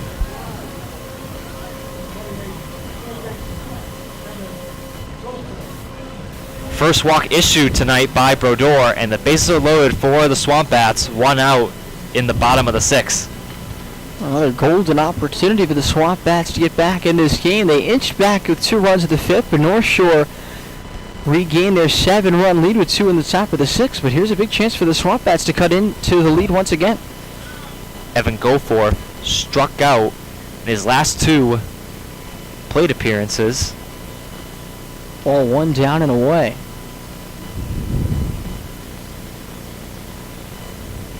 The 1-0. Ripped to Zellum at first. Diving stop. Steps on first. For out number 2, Korn scores.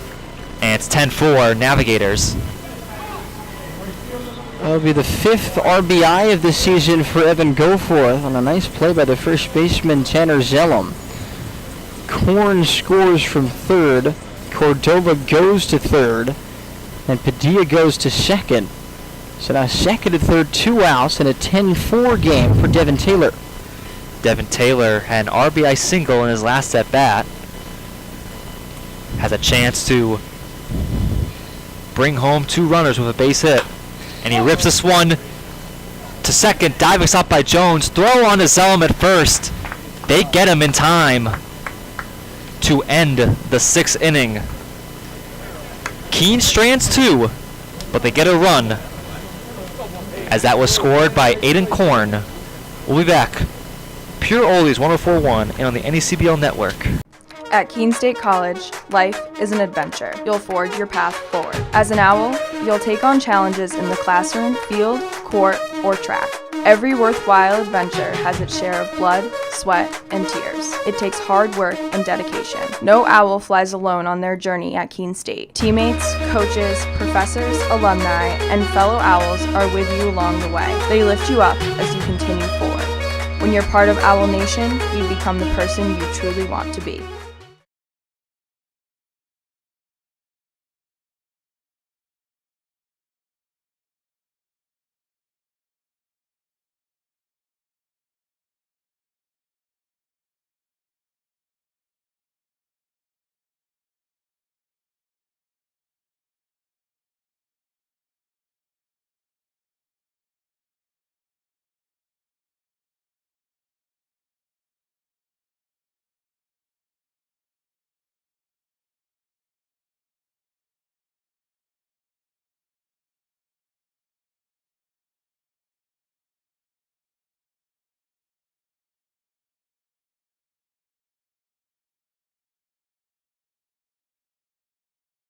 NECBL, Jonah White, Rich Rosa with you from Alumni Field in Keene, as it's a 10-4 lead for the North Shore Navigators. Let's take a tour around the NECBL for the latest scores. We do have some scores at our final and a few doubleheaders on tap tonight. Bristol and North Adams at Joel Field. Bristol took game 1, 7-1. And right now in game 2, Bristol leads 6-4 in the top of the 4th. Heading to Upper Valley at Maxfield Sports Complex, Nighthawks lead 7-6 over the Valley Blue Sox in the top of the 9th.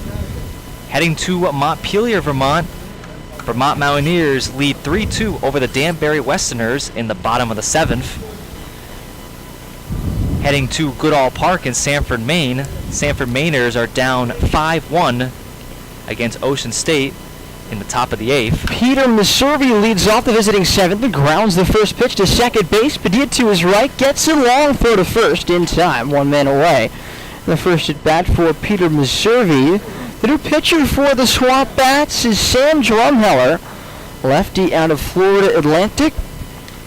Drumheller making his 8th appearance of the season, his 7th out of the bullpen, 13 in the 3rd innings. He's walked 8, struck out 16, 1-1 with a 6.75 ERA. First lefty to pitch for the SwampBats of this game.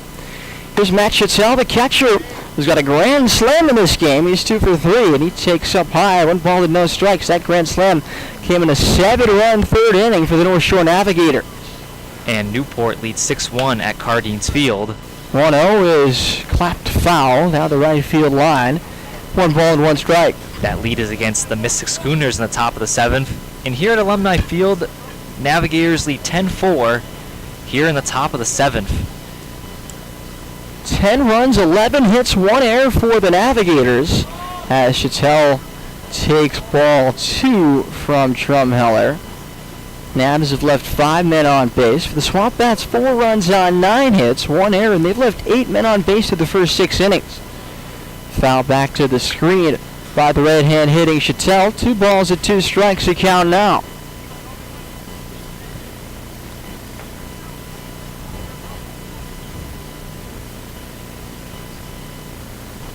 (10-4) North Shore, top of the 7th inning, 1 out, nobody on. 2-2 to Chattel. Strike 3 called. Got him with a beautiful breaking ball on the inside corner. A strike indeed. And there are 2 men away. Excellent slider there from Sam Drumheller. And the batter will be Jake McElroy, who is 1 for 3 with a run scored as part of that 7-run 3rd inning. Foul back by McElroy, right-hand hitter, and the count 0-1. We have a pinch hitter right now. It's number 3, DJ Pacheco. DJ Pacheco, beg your pardon, and he takes one hit the zone for a strike. Or takes that one low rather for ball, and now the count is 1 ball, 1 strike. This tips into the mid of salvo. Ball and 2 strikes out Pacheco.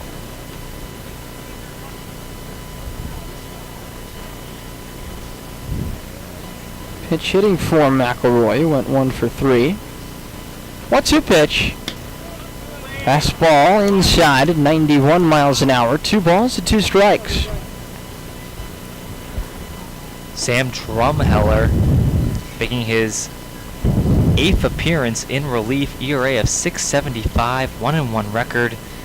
Got the loss on June 30th against Mystic. Up and away with a fastball, 3-2. That was Drumheller's first start of the season. Only start of the season. He gave up 6 runs in 3 innings. But back in a more familiar relief role now, Drumheller tends to be more successful as a lefty out of the pen. 3-2. Fastball driven to the air to right center field. Smith back on it. It is off the wall. Taylor will fire into second base. A head first dive, a tag, and he's safe. At second, it's a pinch hit double to right center field for DJ Pacheco. And with 2 outs, a man in scoring position for the Navigators against Drumheller. We'll go back to the top of the order and Jake Berger. Jake Berger has drawn 2 walks tonight. Now he has 29 walks on the season.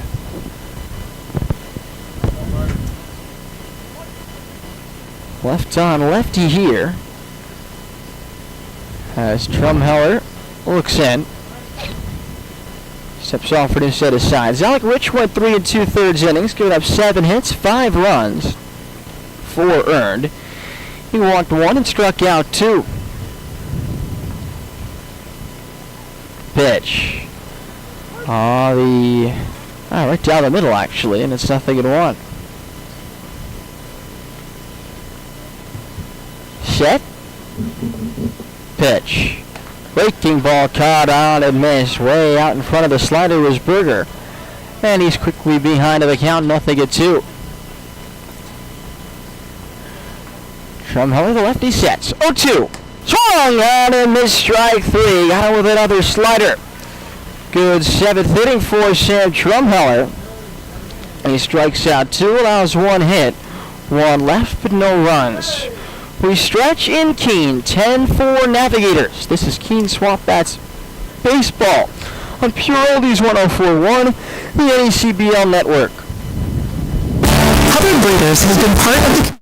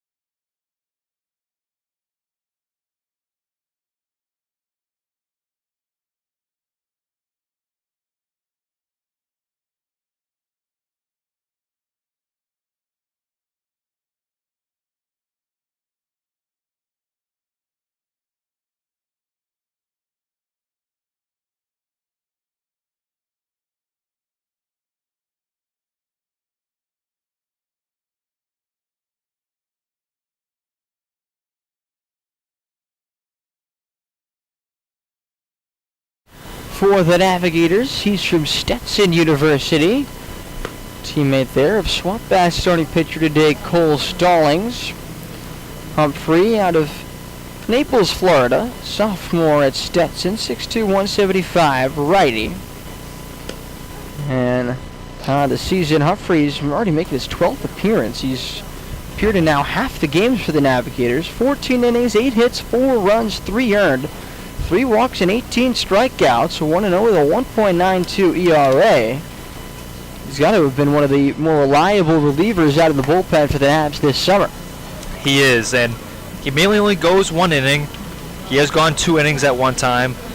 Got the win on June 26th against the Vineyard at Fraser Field, where he pitched 2 1/3, gave up no runs, no hits, struck out 3 batters. But now he's just trying to keep the Navigators in this game with a 6-run lead.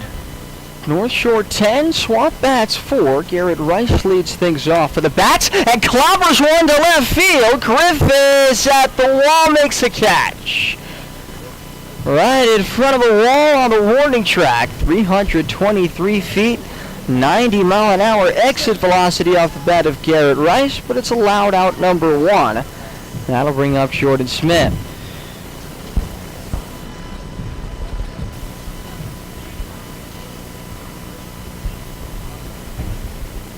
Smith has grounded out, singled, and lined out. 1 out of 3, the 5-hitter for the SwampBats. He tries to check his swing at a slider in the dirt, and he does. 1 ball and no strikes. Sawyer Duarte pitched an inning in the 3rd, giving up 4 hits and 1 run. No walks, 3 strikeouts. Colin Brodeur pitched an inning at 2/3, gave up 1 hit and 1 unearned run, 1 walk and 2 strikeouts. Ball 2 high to Jordan Smith. And Alec Rich in relief for the SwampBats. 3 2/3 innings, 7 hits, 5 runs, 4 earned, 1 walk and 2 strikeouts. 2-0. Got under it, popped it up. Here the dirt circle. It's the catcher making the... No, not making the catch at foul territory. Chattel dropped it. Always tough making that catcher in your catcher's mitt. We'll take a look at the replay. I think that's probably one he should have made. Oh yeah. Just popped out of his glove. An error on Chattel for prolonging Smith's at bat. So 2-1 the count. Extra life for Jordan Smith. He lines one up the middle, a base hit, nearly took off Caden Humphrey's head, and he's aboard with a 1-out single.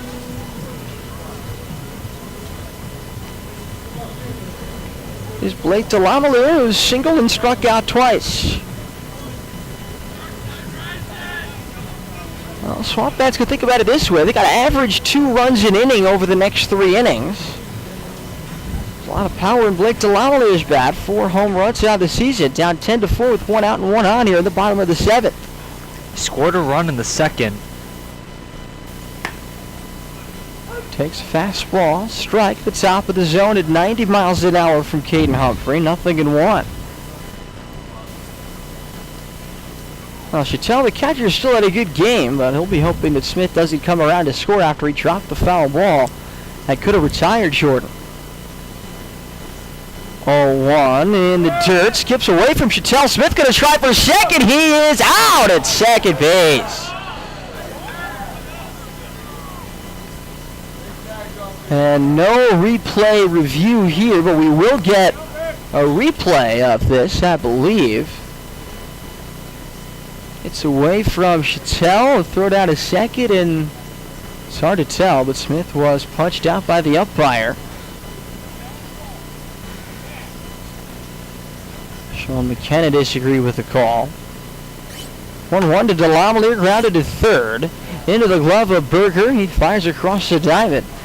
And that retires the side after the caught stealing. In the 7th inning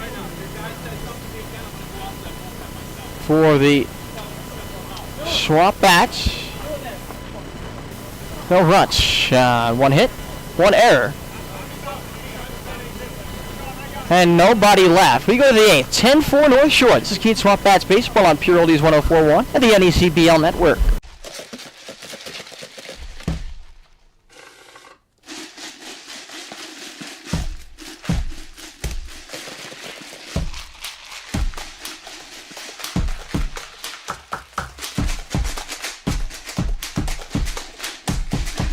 Watch me do my thing. I said, watch me do my shake, shake. Woo! Watch me do my thing. I said, watch me do my shake, shake.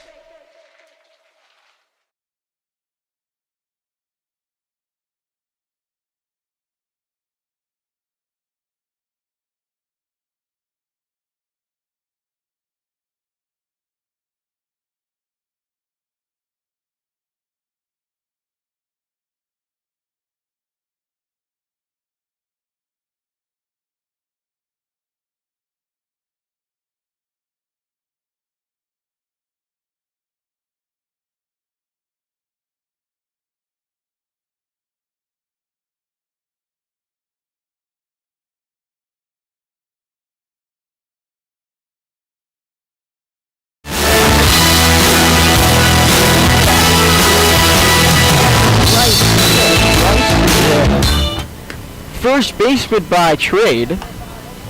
He'll move from first base to pitcher here. And Braden Horton will come in to play first base. Horton will enter in Aiden Korn's spot in the 8 hole as the SwampBats forfeit the DH for the remainder of this one. Again, that's Rice going from first base to pitcher. Horton entering at first base. SwampBats lose the DH. Aiden Korn done after going 1 for 3. Garrett Rice has done a nice job of these types of situations for the SwampBats this season. Pitched in high school. It's been up to 86 miles an hour on the radar gun. This is his 4th appearance. He's given up 2 runs, hit 3 in the 3rd inning so far. Walked 1 and struck out 3. 2, 3, and 4, Henry Kazmar, Evan Griffiths, and Tanner Zellum for the Navigators. Kazmar takes a breaking ball for strike 1. 10-4 Navigators, top of the 8th. And Rich, this is a sensible move from Sean McKenna, the SwampBats head coach. With 3 games the next 3 days. Down by 6 in the 8th inning as Rice throws it to dirt, and it's 1-1. Rice has shown him he can get outs. Going to Rice to try and save the rest of the bullpen for the upcoming games. It is a good move by Coach McKenna. 1-1 down low. 2 balls and a strike. And for Keene, a lot of the pitchers that they had early on in the season are at their innings limit, so the bullpen is not big anymore for this team. A loop towards short over the head of Cordoba and into shallow center where it's picked up by Jordan Smith. That's a leadoff single for Henry Kazmar. And that's hit number 4 for Kazmar tonight. 4 for 5. With 4 singles. That'll bring up Evan Griffiths. He was 1 for 3 with a sacrifice foul out his last time up. Not playing a nice play by the first baseman Garrett Rice. Rice now pitching now for the SwampBats. Jerome Heller went a scoreless inning. Sorry, Rich. Gave up a hit, no walks, and 2 strikeouts. Ball 1 there to Griffiths. And for Henry Casmar, he's 4 for 5. That's now 10 hits in his last 4 games. That's pretty good. 2.5 hits a game. Swing and a miss there from Griffiths. And the count evens up with a ball and a strike. 10 for 17. That is quite the tear for Casmar, the shortstop from Ohio State. Had 61 hits in his rookie season. Pitch. Fastball popped up. Foul ground first base side. Salvo's got it for out number 1. Horton was coming in from first base as well. But the catcher Salvo retires Griffiths, and that brings up Tanner Zellum for the first time today.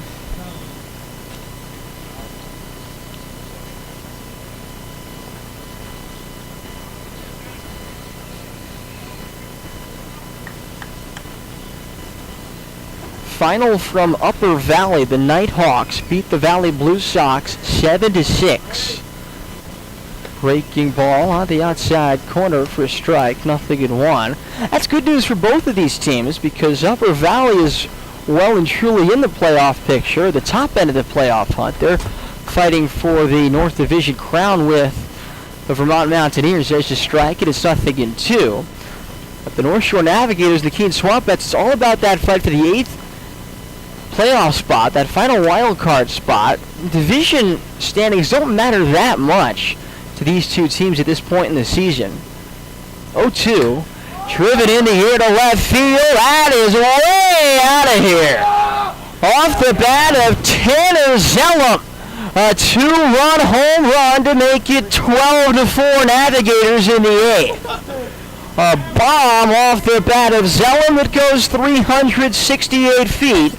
1 foot further than the homer earlier in the game by Jackson Hornick.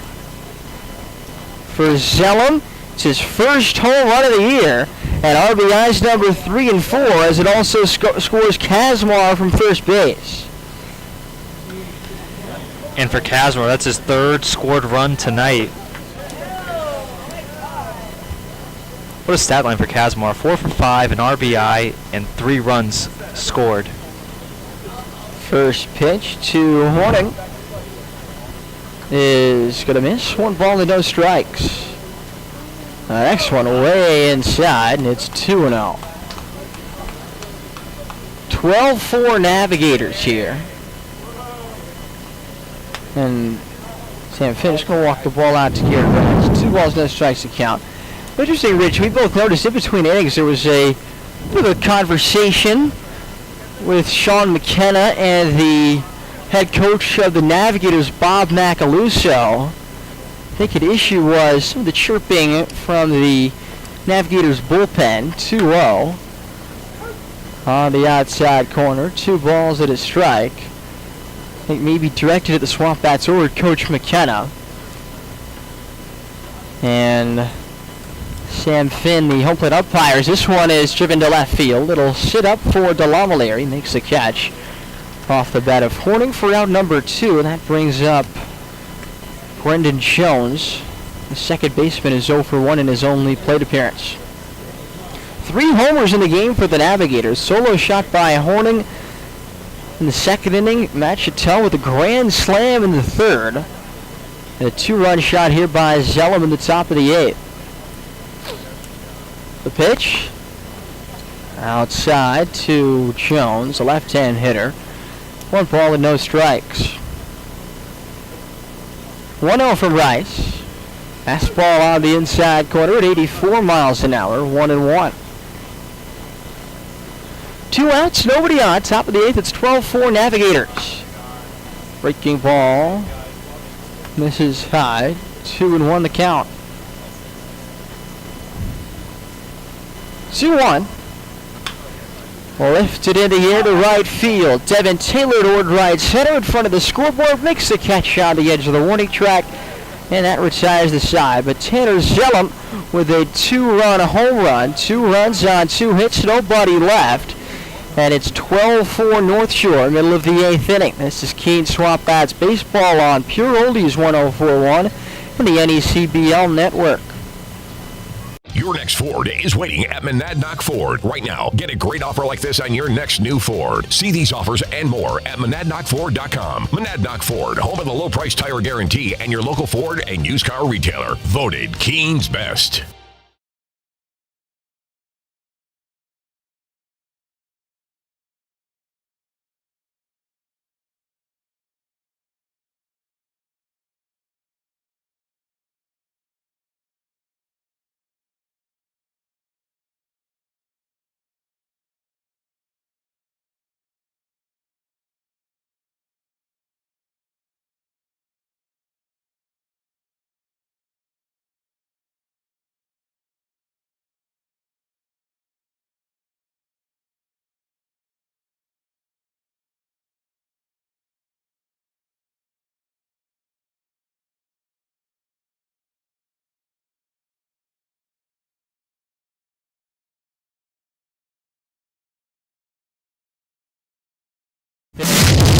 Bats Navigators 12-4. Navigators looking to win their 5th straight against Keene.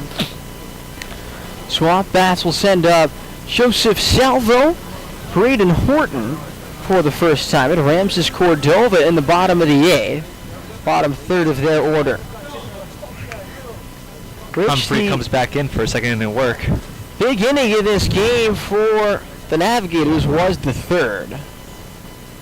They scored 7 runs on 7 hits, highlighted by a Matt Chattel grand slam in that 3rd inning to go up 7-1 at the point of the grand slam. It's now 12-4. Salvo is 0 for 1 with a strikeout he takes outside. 1 ball and no strikes. Set. Humphreys 1-0. Fastball blown by Salvo, who's late on it. And it's 1 ball and 1 strike.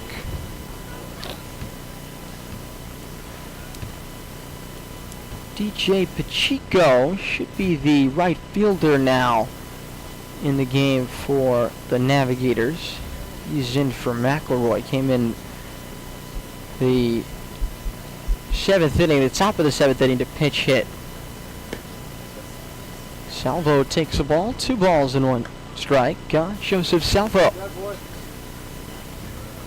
Looking ahead for the SwampBats, they'll be in the Ocean State tomorrow, playing Ocean State. South Kingstown, Rhode Island, for the only time this regular season. Salvo takes outside, and it's 3-1. We'll be on air on Pure Oldies 104.1 with the pregame show. It's 6:20 p.m. for that one against the Ocean State Waves. 3-1 pitch. Breaking ball in there for strike 2. Whether you're an island resident or planning a summer getaway, the fastest way to get to the Cape and Islands is by taking the New England League's preferred partner, the Steamship Authority Ferry. Visit steamshipauthority.com for more information. Strike 3 called on Salvo. He wasn't so sure.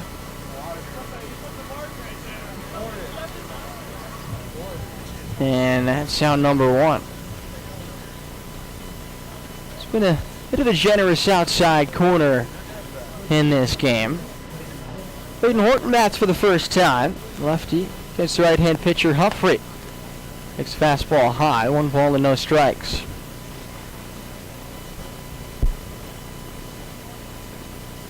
Sam Finn, I think, has been very solid up and down in the strike zone. It's been those borderline outside pitches where the hitters have been giving him a little bit of grief. 1-0. As it is a strike, 1-1.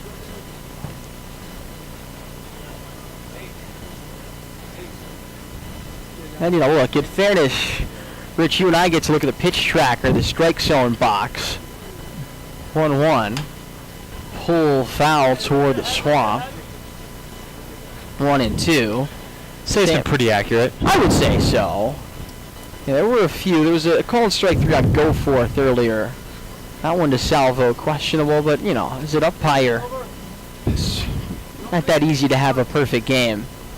The difference in this game for Keene. 1-2, check swing. Did he go? Yes, he did.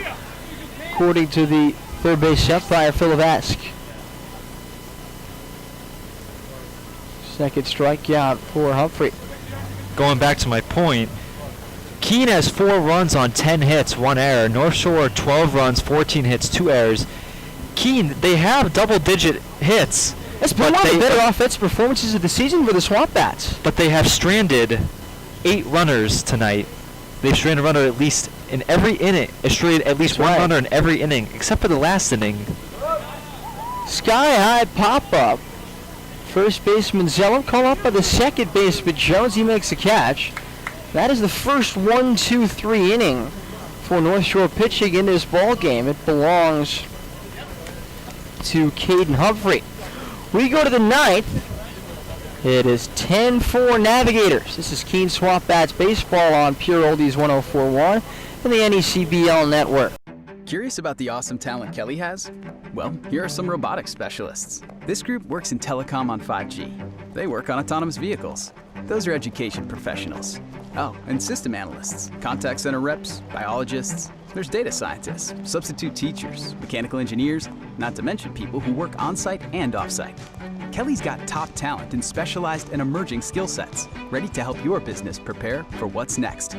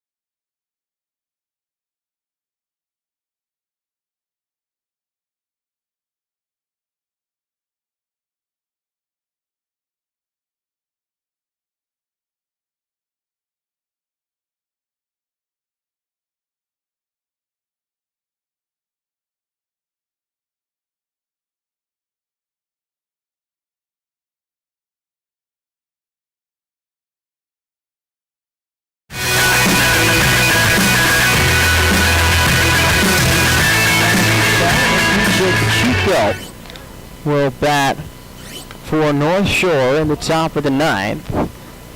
Messervy fouls this one back, and it's 0-1. Navigators up 12-4 on the SwampBats here in the 9th. They've scored 1 in the 2nd, 7 in the 3rd, 2 in the 6th, and 2 in the 8th. Messervy lines one toward the gap in right center. It's down for a hit.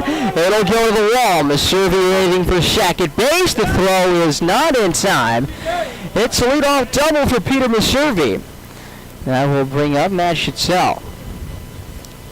That is the 15th base hit of the game for the North Shore Navigators. And the offense has been on fire tonight for the Navigators.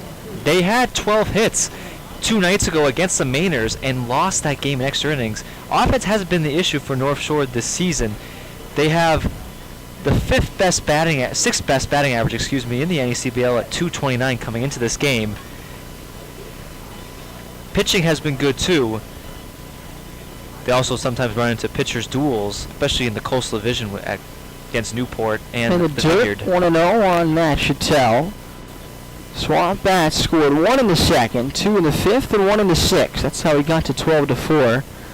Schitzel with a big blow in this game. The grand slam off Alec Rich in the 3rd inning as he takes the ball inside 2-0. I think that provided the spark for the Navigators to hopefully try to get their 10th win of the season. They can finish this game out. Pitch. And for a strike, 2-1.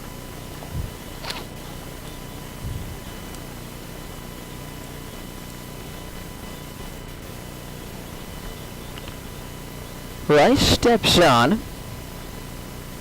Brings the heads together, the 2-1 pitch.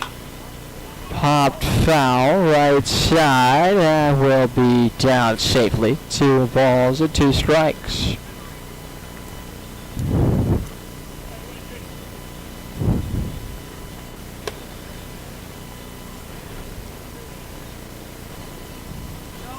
You, our loyal NECBL fans, will be selecting 2 players to this year's All-Star game. Breaking ball missed outside. Beginning on Monday, July 17th, fans will be able to vote for the final 2 All-Star players. Fan voting will take place online at vote23.necbl.com beginning on Monday, July 17th. Slow rolling up the right side, shovel by Padilla to first, not in time. It's the only chance Padilla had to make that play, and it's an infield single for Matt Chattel. 16 hits in the game for the Navigators, 7 of which came in that 7-run third. Blazing speed by Matt Chattel. Speaking of the All-Star game, Rich, Sunday, July 23rd, the NECBL's best will head to historic Fraser Field in Lynn, home of the North Shore Navigators. Pitch in for a strike, 0-1. That was for the NECBL All-Star Game of 2023, presented by Metro Credit Union. It's a strike on the outside corner, 0-2. And again, fan voting will begin July 17th at vote23.necbl.com. First time in a long time an All-Star game is Runner happening on the goes, field. tipped off the mid of Salvo. Might have got him on the wrist there, and it's 0-2. Ted is for tonight's game, 550 here to celebrate Ribby's 26th birthday. Good crowd for 4th of July week. Yeah, absolutely. SwampBats tend to draw really good crowds. If you're not a follower of the team, typically top 4 in the NECBL, right in that top tier of attendance. My buddy was actually at a SwampBat game twice last week. Yeah, if you're in Keene, a SwampBat game in town, it's a great way to spend your evening. That's outside, 1 ball and 2 strikes. 550, still not a bad crowd for the NECBL. It's one of the smaller crowds we've had this season, understandably on a Wednesday night. 1-2, cut on, it missed. And Rice strikes out Pacheco. It'll bring up Jake Berger as the Navigators begin their 6th time through the batting order. Berger is 1 for 3 with 2 walks.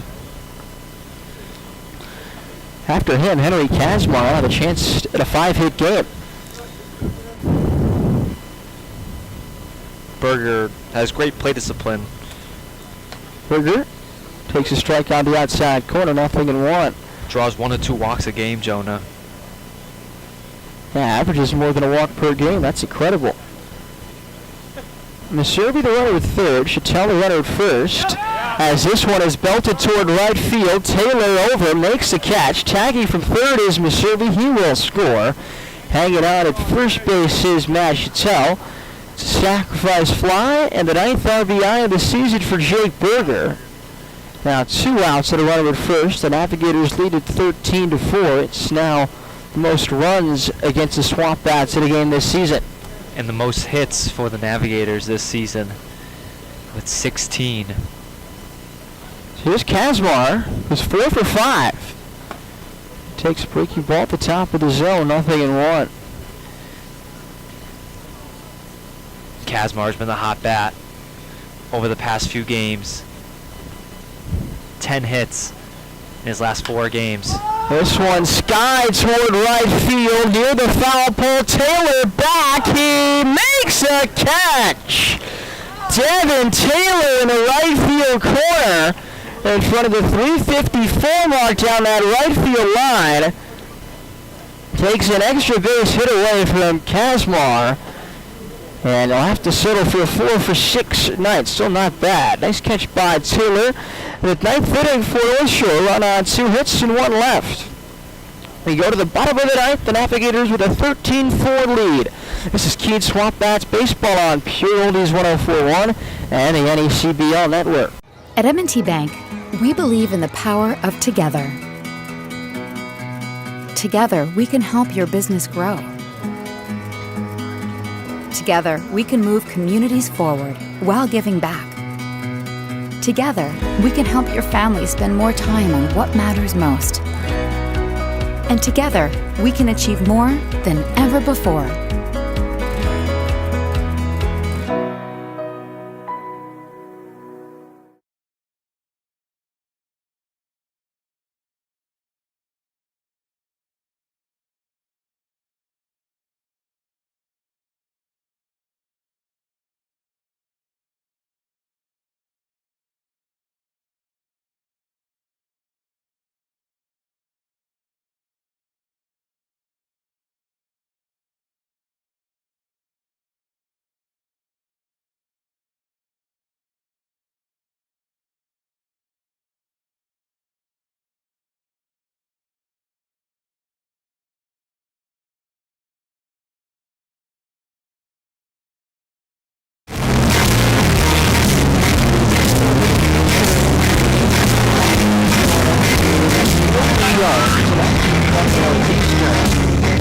Trying to get the final 3 outs here. He's in for Keaton Humphrey, who pitched 2 innings, giving up 1 hit, no runs, no walks, and he struck out 2. Will Jones, the lefty from Northeastern, has a 0.73 ERA, 0-1 in 5 appearances, 1 start prior to this one. Looks like a change at catcher here. As Jackson Hornung has come in. Hornung has come in as a DH to catch, so Chattel technically will be out of the game if we go to the 10th inning.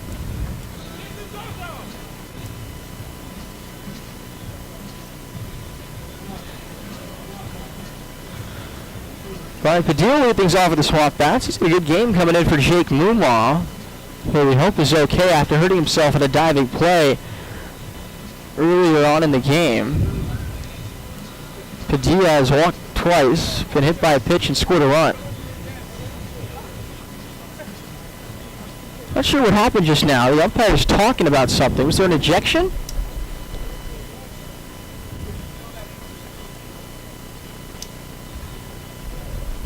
I don't think so, Rich. No, I don't.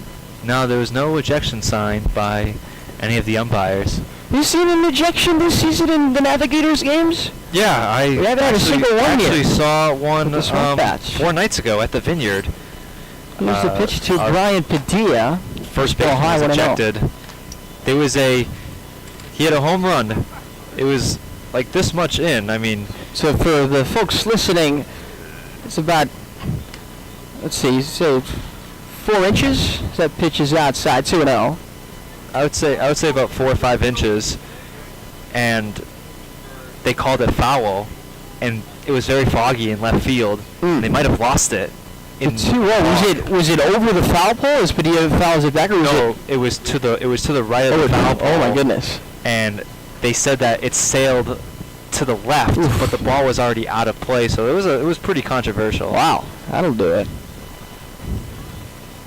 2-1 pitch to Brian Padilla. There's a strike, and the count is 2-2. 13-4, North Shore with the lead in the 9th. 2-2 to Brian, low, and it's 3-2 on Padilla, who's taken better and better at bats as the season has gone on.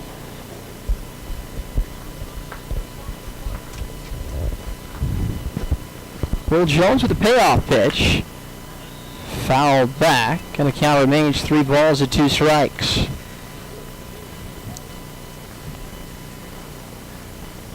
Some fireworks going off in left field.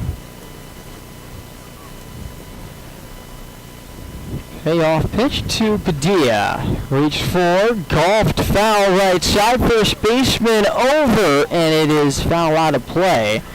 Really smart play there by Tanner Zone to stop his momentum before he went flying into the bleachers. Wouldn't you say?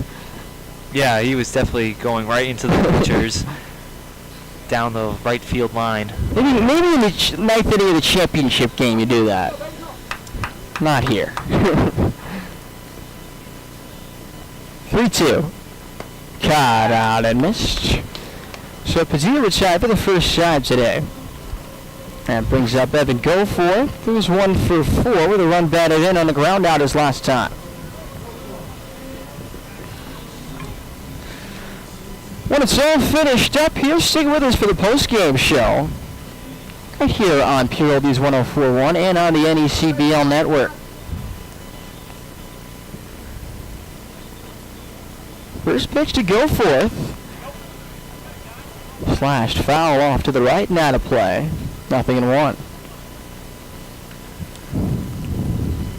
And the kids going tumbling for that one. Foul territory down that right field line. 0-1. Fastball swung on and missed. And the count 0-2 on Evan Goforth.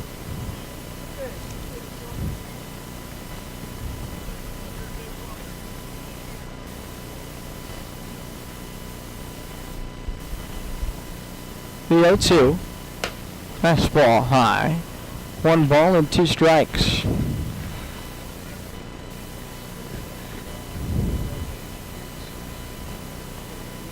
Davis gave up 3 walks in the bottom of the 9th 2 nights ago. 1-2, driven in the air to right field. Coming in is Pacheco. He makes a catch for out number 2, and that'll bring up Devin Taylor, who is 1 for 4 with an RBI single back in the 5th.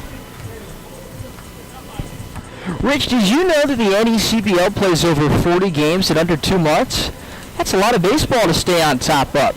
If you want to make sure you don't miss a thing, sign up for the official NECBL newsletter, providing updates emailed directly to you, highlighting the best of the week that was. Don't miss out. Sign up at NECBL.com today. Taylor takes outside, 1 ball with no strikes.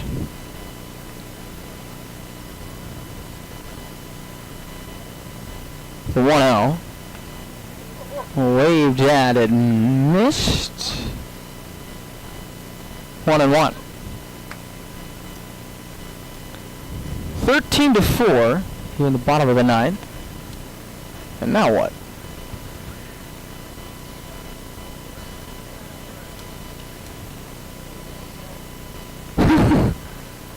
Oh, jeez. Little chirping back and forth. Time called. And we're going to get a warning. Yeah, both dugouts just got issued a warning. I don't blame Sam Finn for that.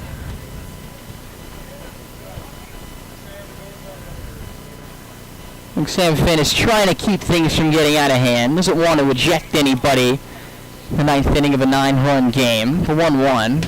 Shot on and miss. And it's 1 ball with 2 strikes. It's just been one of those games, Rich. There's just seemed to be a little bit of more animosity than usual between the 2 teams. There is. Umpires trying to make sure things don't get out of hand. 1-2. Upstairs, 2-2. I think they've done a pretty nice job trying to sail things down without having to go overboard and, say, make an ejection. 2-2. Shot out and missed. Strike 3. And the ball game is over. A 1-2-3 9th inning for Will Jones. And the Navigators beat the SwampBats 13-4. Thank you very much for joining us on this broadcast, Rich. We'll be back with a post-game show next. This is Keene SwampBats Baseball on Pure Oldies 104.1 and the NECBL Network.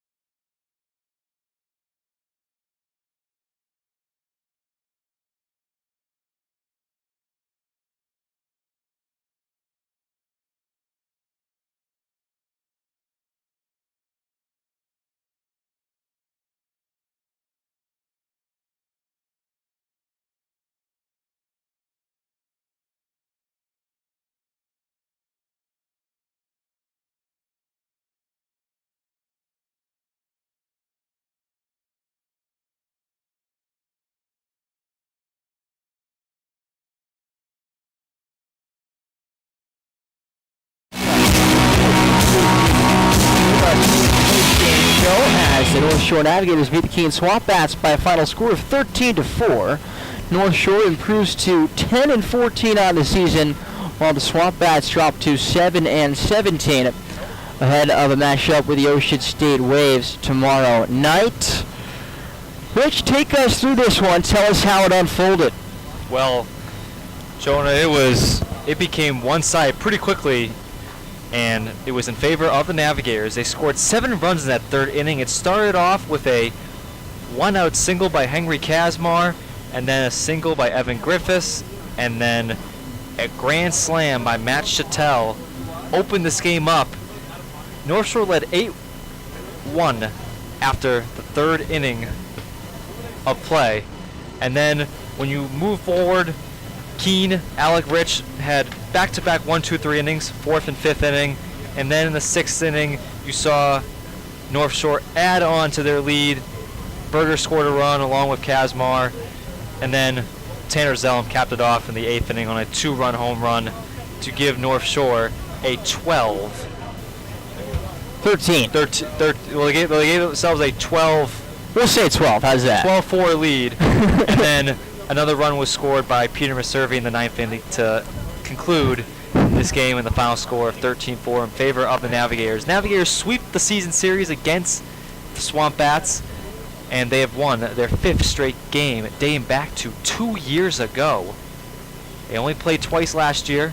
They swept that, and now for Keene, it all came down to pitching towards the end. The bats were hot. I mean, it was not a bad offensive performance at all for the SwampBats. But they left. But when you look at the numbers, they left 8 runners on base, and it's hard to win a game when you leave runners stranded on base, Jonah. But Nick Davis closed out the game. He went back to his original self, where he had a 1, 2, 3 inning. He gave up 3 walks, I mentioned that, 2 nights ago against the Mainers, which the Mainers tied the game at 5 in the bottom of the 9th and then won it in 10 innings. But Nick Davis redeemed himself and went 1, 2, 3 in order in the SwampBat lineup. But North Shore gets their 6th win out of division, improved to 6-4. But they have another Coastal Division matchup tomorrow at Dodd Stadium against the Mystic Schooners in Norwich, Connecticut, where they're 4-10 in the Coastal Division. So it's another tough challenge. They have beat Mystic this season. This is the 3rd meeting again between these 2 teams. But it'll be interesting to see what happens at Dodd Stadium. Yeah, I beg your pardon, Rich. You said it was Nick Davis there, not Will Jones. 39. It was my mistake. I said it was Will Jones. Yeah, Nick Davis. Yeah, Nick Davis, number 39. Shows 39. Another Northeastern reliever. But if I had to pick like player of the game, coming in. Player of the game, I got to give it to Henry Kazmar. I mean, 4 for 6, 10 hits in his last 4 games, 10 for 18 overall. He's batting over 550. I mean, he is in a hot streak right now. Yeah, an impressive performance for sure for Kazmar. The SwampBats have things to be encouraged by, especially offensively. They got 9 hits, not a bad output. Left 8 men on base. Ryan Padilla got on base 3 times in the game. And the SwampBats had, I believe, everybody in the batting lineup reach base via a hit or a walk. Everybody that played the majority of the game. So that's certainly the good news for the SwampBats. But like you said, North Shore has won their 5th straight against Keene. They sweep the season series, and they win this game 13-4. Quickly, let's whip around the league. Upper Valley beat Valley 7-6. Bristol beat North Adams 7-1 earlier today. Mystic falling 10-2 to Newport in Game 1 of their doubleheader. Game 2 should be well over by now. See if we can get you a final score for that game. Newport against Mystic in Game 2. Final score 6-1 Newport. So the Gulls sweep the Schooners in a doubleheader. Bristol leads North Adams top of the 6th in a 7-inning Game 2 of that doubleheader. Vermont leads Danbury 7-3 in the bottom of the 8th in Vermont. Ocean State beat the Sanford Mainers by a final score of 5-1. Time for the final totals from tonight's game. For the North Shore Navigators, 13 runs on 16 hits. 1 error, and 7 men left on base. For the SwampBats, 4 runs on 9 hits, 1 error, and 8 men left on base. Caden Humphrey's the winning pitcher. He improves to 2-0. Cole Stallings gets the loss. He drops to 0-3. 550 the attendance for tonight's game. It took 2 hours and 53 minutes. Again, our next broadcast will be tomorrow at the Ocean State Waves. First pitch 6:30, on the air on the radio at 6:20 p.m. For my broadcast partner, Rich Rosa, producer engineer in the studio, Forrest Sundstrom, producer here for the NECBL Network, Ryan Hearn, and director Stephen Pierce. I'm Jonah White saying so long tonight from Alumni Field. Once again, the final score, the North Shore Navigators 13 and the Keene SwampBats 4. This has been Keene SwampBats Baseball on Pure Oldies 104.1 and the NECBL Network. You have been watching a presentation of the Keene SwampBats on the NECBL Network. You can follow us on Facebook at Keene SwampBats, Twitter and Instagram at SwampBats_Keene, and subscribe to our YouTube channel at SwampBats. Please tune in to our next broadcast, and thank you.